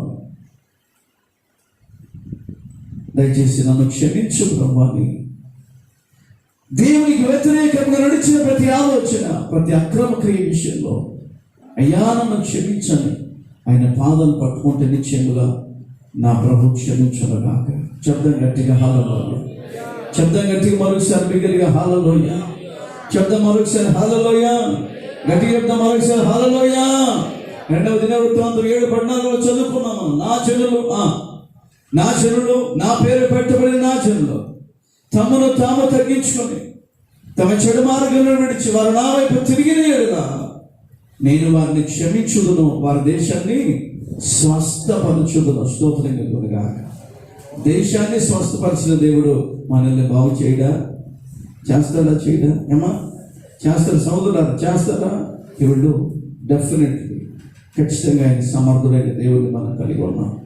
చేయవలసింది పరిష్కార మార్గం ఒకటే, పశ్చాత్తాపం. దేవుడి మీద జాగ్రత్త వినాలి. అన్ని విషయాల్లో అది ఏదేమైనా సరే మనకు ఒక మంచి మనసు ఉండాలి. పశ్చాత్తాప మార్గం. పశ్చాత్తాపంలో నా ఆశీర్వాదం ఒక మాటలు చెప్పి ప్రార్థన చేస్తాను. 2 రాసులు ఉన్నారు బైబిల్లో కదా. 2 రాసులు, ఒక ఆయన దావీదు, రెండవది the second king is Saul రాజు కదా. సౌలు, దావీదు. మొదటి రాజు సౌలే అయినప్పటికీ కూడా దేవుని బిడ్డలారా, నాతో ప్రవక్త హెచ్చరించాడు, అయ్యా నువ్వు తప్పు చేస్తున్నావని. ఎప్పుడైతే దావీదును హెచ్చరించారో దావీదు ఏం చేశాడు? పశ్చాత్తాపడ్డాడు. నా కోసం ప్రార్థన చేయని ప్రార్థన సహాయాన్ని కోరాడు దావీదు. ఈవెన్ కింగ్ రాజు అయినప్పటికీ కూడా సమూయేలుతో అయ్యా నా కోసం ప్రార్థించిన క్షమించని సేవకుని పట్టుకొని పశ్చాత్తాపడుతున్నాడు. ఈవెన్ సౌలు విషయానికి వస్తే సౌలుతో కూడా అదే జరిగింది. సౌలు దగ్గరికి వచ్చేటాడు సమూయేలు. సౌలు నువ్వేం చేశావు? తప్పు చేసావు అని హెచ్చరించాడు. కానీ సౌలు ఏం చేశాడు తెలుసా? మాస్టర్ గల్లా బట్టి ఏం చేశాడండి? మీకు తెలుసా ఏం చేశాడు? గల్లా బట్టి అంటే సమూయేలు వెళ్ళబోతుంటే ఆయన పై వస్త్రమే పట్టుకుంటే వస్త్రం చిరిగినని మాట ఉంది. అంటే దేవుని బిడ్డారా, సౌలు ఒకనొక సమయాన మరి సమూయేలుని ఎదిరించిన సందర్భాన్ని మనం చూస్తాం. సమూయేలు మాట, ప్రవక్త మాట వినలేదు. పైపెచ్చి ఏం చేశాడు తెలుసా? దావీదును పట్టుకున్న విషయంలో 80 మంది యాజకులు చంపిన చరిత్ర సౌలుకు ఉంది. దావీదేమో యాజకుల దగ్గర విధేయత కలిగిన వాడుగా దేవుని సేవకుల దగ్గర బ్రతికిన చరిత్ర దావీదుకు ఉంది. దావీదు అంతకంతకు వర్తిల్లాడు. సౌలు కుటుంబం అంతకంతకు నీరసించింది అనే మాటలు బైబిల్లో ఉన్నాయి. పశ్చాత్తాపంలో ఉన్న గొప్ప ఆశీర్వాదం. దావీదు కూడా తప్పు చేశాడు. కానీ విచిత్రం ఏంటంటే ఆ తప్పును గ్రహించిన మరుక్షణమే ప్రభు పాదాలు పట్టుకొని ప్రభువును క్షమించు అని ఆ మీదట దేవుని బిడ్డరా అదే 51వ కీర్తన రాశాడు దావీదు, పశ్చాత్తాప కీర్తన. ఆ తర్వాతనే దేవుడు చూడండి, దావీదు తన జీవితంలో మరెన్నడూ కూడా తప్పు చేసినట్లుగా మనం చూడం. ఈరోజు అటు కృపని కావాలంటే మనందరికి మిగిలింది పశ్చాత్తాప మార్గం. స్తోత్రం చెప్పండి గట్టిగా హల్లెలూయా. శబ్దం గట్టిగా చెప్తాం మరొకసారి బిగ్గరగా హల్లెలూయా. గట్టిగా చెప్తాం మరొకసారి హల్లెలూయా. ఈరోజు నువ్వు పశ్చాత్తాపడని సిద్ధపడుతున్నావా? లేదా నీ ఉదయాన్ని కఠినపరుచుకుంటావా? దేవుని పెట్టారా? ప్రభు సన్నిధి నుండి మనం వెళ్ళక మునిపే మన హృదయంలో పశ్చాత్తాపాన్ని కలిగి ఉండి ప్రభు పాదాలు పట్టుకుందాం. దేవునికి స్తోత్రం కలుగునుగాక. సమయం అయితే ముగింపు దగ్గరికి వచ్చేసాం. అదే ఇంకొక మాట మిగిలి ఉంది నేను చెప్పాల్సింది. అహరోను ఒక యాజకత్వం చేశారు కదా, మొదట తెగులు ఆపడం కోసమని. అదొక్క మాట నేను ప్రారంభంలో మూల వాక్యంగా చదివించాను మీకు. అదొక్క మాట చదవండి, ప్రార్థన చేస్తాను. అదొక్క మాట మీరు చదవండి. మొదటిగా మీకు చదివించాను కదా, సంఖ్యాకాండం 16 వచ్చాయి. సంఖ్య 16 వచ్చాయి.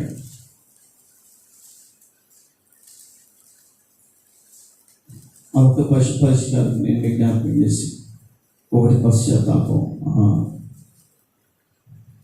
దేవుని స్తోత్రం. మోషే చెప్పినట్లు 46. అప్పుడు మోషే నీవు ధూపార్తిని తీసుకొని బలిపీఠపు నిప్పులతో నిమిషాలు. బ్రదర్ ఒక్క నిమిషం అమ్మా, ఈ మాట మీరు అందరూ నా వైపు వినాలి. ప్రభుత్వమైన వివరణ తర్వాత చెప్తాను. ఇప్పుడైతే అవసరం నేను ఖచ్చితంగా ఈ మాట జ్ఞాపకం చేస్తున్నాను. నీవు ధూపార్తిని తీసుకొని బలిపీఠపు నిప్పులతో దానిని నింపి ధూపమువే అని మోషే అహరోనుతో చెప్తున్నాడు. అహరోను అంటే ఎవరు? అహరోను ఎవరు?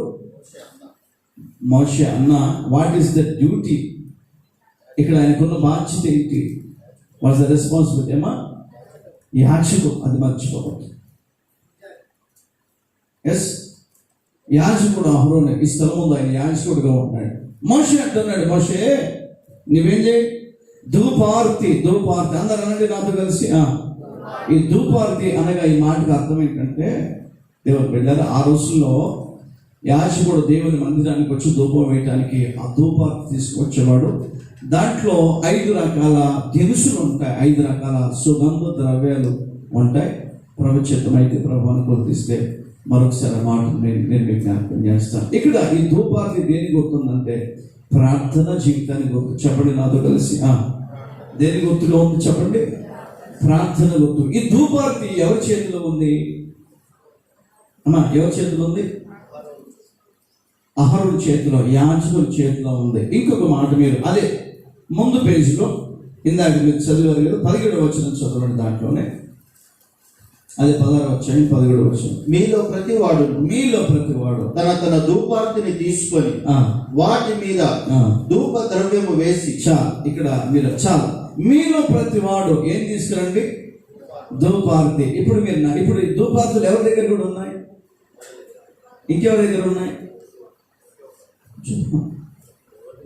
ఒకటి యాజకుల దగ్గర ఉంది ధూపార్తి. ఇంకెవరి దగ్గర ఉన్నాయి? మీలో ప్రతివాడు అంటే ప్రతివాని దగ్గర ధూపార్తి ఉంది. దయచేసి మనం ఇక్కడ 250 మంది వారు ధూపార్తులు తీసుకొని వచ్చారు. అర్థమైందా? 250 మంది అంటే మీరు ప్రార్థనా పరులే, మర్చిపోవద్దు. ధూపార్తి దేని గుర్తుందంటే, దేని సూచిస్తుందంటే దేవుని ధూపం వేసేదాన్ని సూచిస్తూ ఉంది.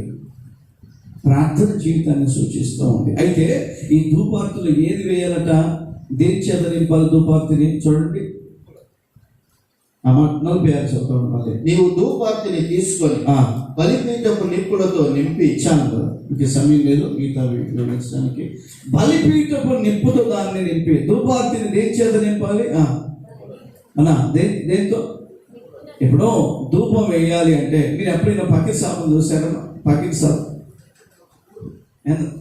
సాబు తెలుసా? ఇప్పుడు వస్తలేదు, అప్పట్లో వచ్చావు కదా. ఎంతమంది తెలుసు పక్కీర్ అంటే? ఆయన చేతిలో ఒకటి ఉంటుంది కదా, ఒక చేతిలో నెమిలి కట్ట ఉంటుంది, ఇంకో చేతిలో అమ్మా ఆ చెప్పలే కాదు, దాని మీద ఒకటి పోగేసుకుంటూ వస్తాడు, ఊదేస్తాడా? అదే ధూపార్తి అంటే ఊదేయటమే. జనరల్గా ఆలోచిస్తే అది తీసుకొని వస్తాడు. దాంట్లో ఏముంటుంది? నిప్పులు ఉంటాయి. ఆ నిప్పులను దాని మీద వాడికి అప్పుడప్పుడు అన్నకి తీసి ఒకటి వేస్తూ ఉంటాడు. వేసి ఏం చేస్తాడంటే ఆ పొగని ఇట్లా అంటూ ఉంటాడు. ఆ నిమిలి కదా, మీకు అర్థమైందా? ఏమన్నా? అవునా? దాంతో ఇట్లా అంటే దాని అర్థం ఏంటంటే, అవునా? వస్తాడా? దాని అర్థం ఏంటంటే నీ తరఫున ఆయన ఏం చేస్తున్నాడు? దేవునికి ఊదేస్తున్నాడు అన్నమాట. గుర్తించుకోండి, జాగ్రత్తగా వినాలి. అయితే ఈ ఈ ధూపార్తిలో మనం ధూపం వేస్తున్నప్పుడు ఏ అగ్ని వేయాలి? దీంట్లో ఇక్కడ ఒక క్రమం ఉంది. బలిపీఠపు ఏ అగ్ని అట? బలిపీఠపు అగ్ని. ఈ ధూపార్తి దేని గుర్తని చెప్తున్నాను? ప్రార్థన జీవితాన్ని గుర్తు. చెప్పండి అందరూ నాతో కలిసి. ప్రార్థన. ఈ ధూపార్తులు ఎవరెవరి చేతిలో ఉన్నాయి? మంగళార్తులు కాదనుకోండి, మంగళార్తులు వేరు, ధూపార్తులు వేరు. ఎవరెవరి చేతులు ఉన్నాయి? మీలో ప్రతివాని. అహరోను చేతుల్లో మాత్రమే కాదు, అందరి చేతులు. అంటే అందరూ ప్రార్థన చేయాలని సూచిస్తూ ఉంది. అయితే ప్రార్థనలో ఈ ధూపం దేవుని దగ్గరికి వెళ్ళాలంటే ఏ అగ్ని వేయాలి? బలిపీఠం మీదున్న అగ్ని. బలిపీఠం మీద ఉన్న అగ్ని చేత ధూపార్తి నింపాలి. ఆ మాట మళ్ళీ చదువుతున్నారు. ప్రార్థన చేస్తాం. బలిపీఠపు నిప్పులతో నింపి చాలు. ఈ ధూపార్తిని దేని చేత నింపాలంటే బలిపీఠపు నిప్పుల చేత. జాగ్రత్తగా వినాలి. వేరే నిప్పుల చేత నింపితే ఏమవుతుందో తెలుసా? నిప్పులను చచ్చిపోతాడు. ఏ శక్తి నుంచి? నా సొంత మాట కాదు, లేవి 10 ఇంటికి వెళ్ళినా చదువుకోండి. అక్కడ ఉంటుంది. అహరోను కుమారులు ఏం చేశారంటే, ఏమి బయటి వేరే అగ్ని చేత ధూపం వేయబోతాయి. దేవుని కోపం ఇమ్మీడియట్గా రగులుకుంటారు. సో బలిపీఠం మీద ఉన్న అగ్ని ఆ ధూపార్తి మీద ఉండాలి. అప్పుడే ఆ ధూపం పరలోకం చేరుతుంది. స్తోత్రం చెప్పండి గట్టిగా. హల్లెలూయా. శబ్దం గట్టి మరొకసారి హల్లెలూయా. ఆ బలిపీఠం మీద మరి ఆ బలిపీఠం మీద అగ్ని ఎక్కడి నుండి వచ్చింది? అది కింది అగ్ని కాదు, లోక సంబంధమైన అగ్ని కాదు. కానీ ఏ అగ్ని అది? పై నుండి దిగి వచ్చిన అగ్ని ఆ బలిపీఠం మీద దహించి వేయబడినాయి. బలిపీఠం మీదకి అగ్ని పైనుండి దిగి వచ్చింది. ఆ అగ్ని కణాలు ఇప్పుడు ఎక్కడికి రావాలి? ధూపార్తిలోనికి రావాలి. అంటే దాని అర్థం ఏంటంటే ఆ పైనుండి దిగి వచ్చిన పరిశుద్ధాత్ముడు అని పిలువబడుతున్న అగ్ని ఈ ధూపార్తిలో ఉండాలి అని చెప్తాం. గట్టిగా హల్లెలూయా చెప్పండి నాతో, గట్టిగా మరోసారి హల్లెలూయా. అంటే ఆ మాటకు అర్థం ఏంటంటే మన ప్రార్థనలు దేవుని సన్నిధికి చేరాలి అంటే ఆ ప్రార్థన అనేటువంటి ధూపార్తిలో ఏముండాలి? పరిశుద్ధాత్ముడు అని పిలువబడుతున్న అగ్ని ఆ చోట పనిచేయాలి. పరిశుద్ధాత్మ చేత నింపబడి ఆత్మలో ప్రార్థన చేయటం అవసరం. ఆత్మ సంబంధమైన ప్రార్థన ఆ చోట అవసరం. అహరోను అంటున్నాడు, అహరోను నీ ధూపార్తిని ఆ బలిపీఠం మీద నిప్పును తీసుకొని దాంట్లో నింపి నువ్వేం చేయంటే చచ్చిన వారికి బ్రతికిన వారి మధ్యలో నీవు నిలబడు అని ఎప్పుడైతే అహరోనుతో అన్నాడో, అహరోను ఆ ధూపార్తిని తీసుకుని వెళ్ళి వారికి ప్రాయశ్చిత్తం చేసినట్టుగా చూస్తున్నాం. తెగులు అక్కడికి ఆగిపోయింది. స్తోత్రం చెప్పండి గట్టిగా హల్లెలూయా. ఇప్పుడు దేవుని బిడ్డారా, ఒకటి మన గురించి మనం ప్రాయశ్చిత్తం చేసుకోవడం అంటే పశ్చాత్తాప ప్రార్థన చేయటం. మన గురించి మాత్రమే కాదు, మన సమాజం అంతని బ్రతికించుకోవడానికి మనం చేయవలసిన ప్రాయశ్చిత్త ప్రార్థన ఒకటి ఉంది. అదే విజ్ఞాపన ప్రార్థన. స్తోత్రం కలుగునుగా. హల్లెలూయా. శబ్దం గట్టిగా మరొకసారి హల్లెలూయా. గట్టిగా మరొకసారి హల్లెలూయా. మనకి మనముగా రక్షించుకుంటూ, మనకి మనముగా దేవుని ఉగ్రత నుండి కాపాడబడుతూ, మన సమాజంలో కాపాడబడాలి అంటే మన చేతిలో ధూపార్తులు ఉండాలి. ఆ ధూపార్తుల నిండా పరిశుద్ధాత్మని అగ్ని చేత నింపబడి ఉండాలి. స్తోత్రం కలుగునుగా. ఈ రోజు మనం చేసి ప్రార్థన, అందుకని అంటాడు కొరింథీ రాష్ట్ర పత్రిక 14 అంటాడు, నీ ప్రార్థన ఆత్మ సంబంధమైన ప్రార్థన ఉండాలి. నీ ఆత్మ చేత నింపబడి ప్రార్థన చేసినప్పుడు నిశ్చయం ఈ ప్రార్థన మన దేవుడు ఆ ప్రార్థనకి సమాధానం ఇచ్చును గాక. అందరూ కూడా దేవునికి స్తోత్రం చెప్తాం గట్టిగా హల్లెలూయా. చెప్తాం గట్టిగా మరొకసారి హల్లెలూయా. మన ప్రార్థనకి చేత ఏం కావాలంటే పరిశుద్ధాత్మ అగ్ని సహాయం కావాలి. మన ధూపార్తిలో పరిశుద్ధాత్మని తోడబడాలి. అప్పుడే మన ప్రార్థనకి ప్రతిఫలం లభిస్తుంది. దయచేసి మనం చేద్దాం. దయచేసి దేవుని బిడ్డారా, ఈరోజు మనం చేయవలసింది ఏంటంటే ఒకటి మనల్ని మనం కాపాడుకోవాలి. ముగింపులో మన సమాజాన్ని కూడా మనం కాపాడుకోవాలి. అంటే మనం ఏం చేయాలి తెలుసా?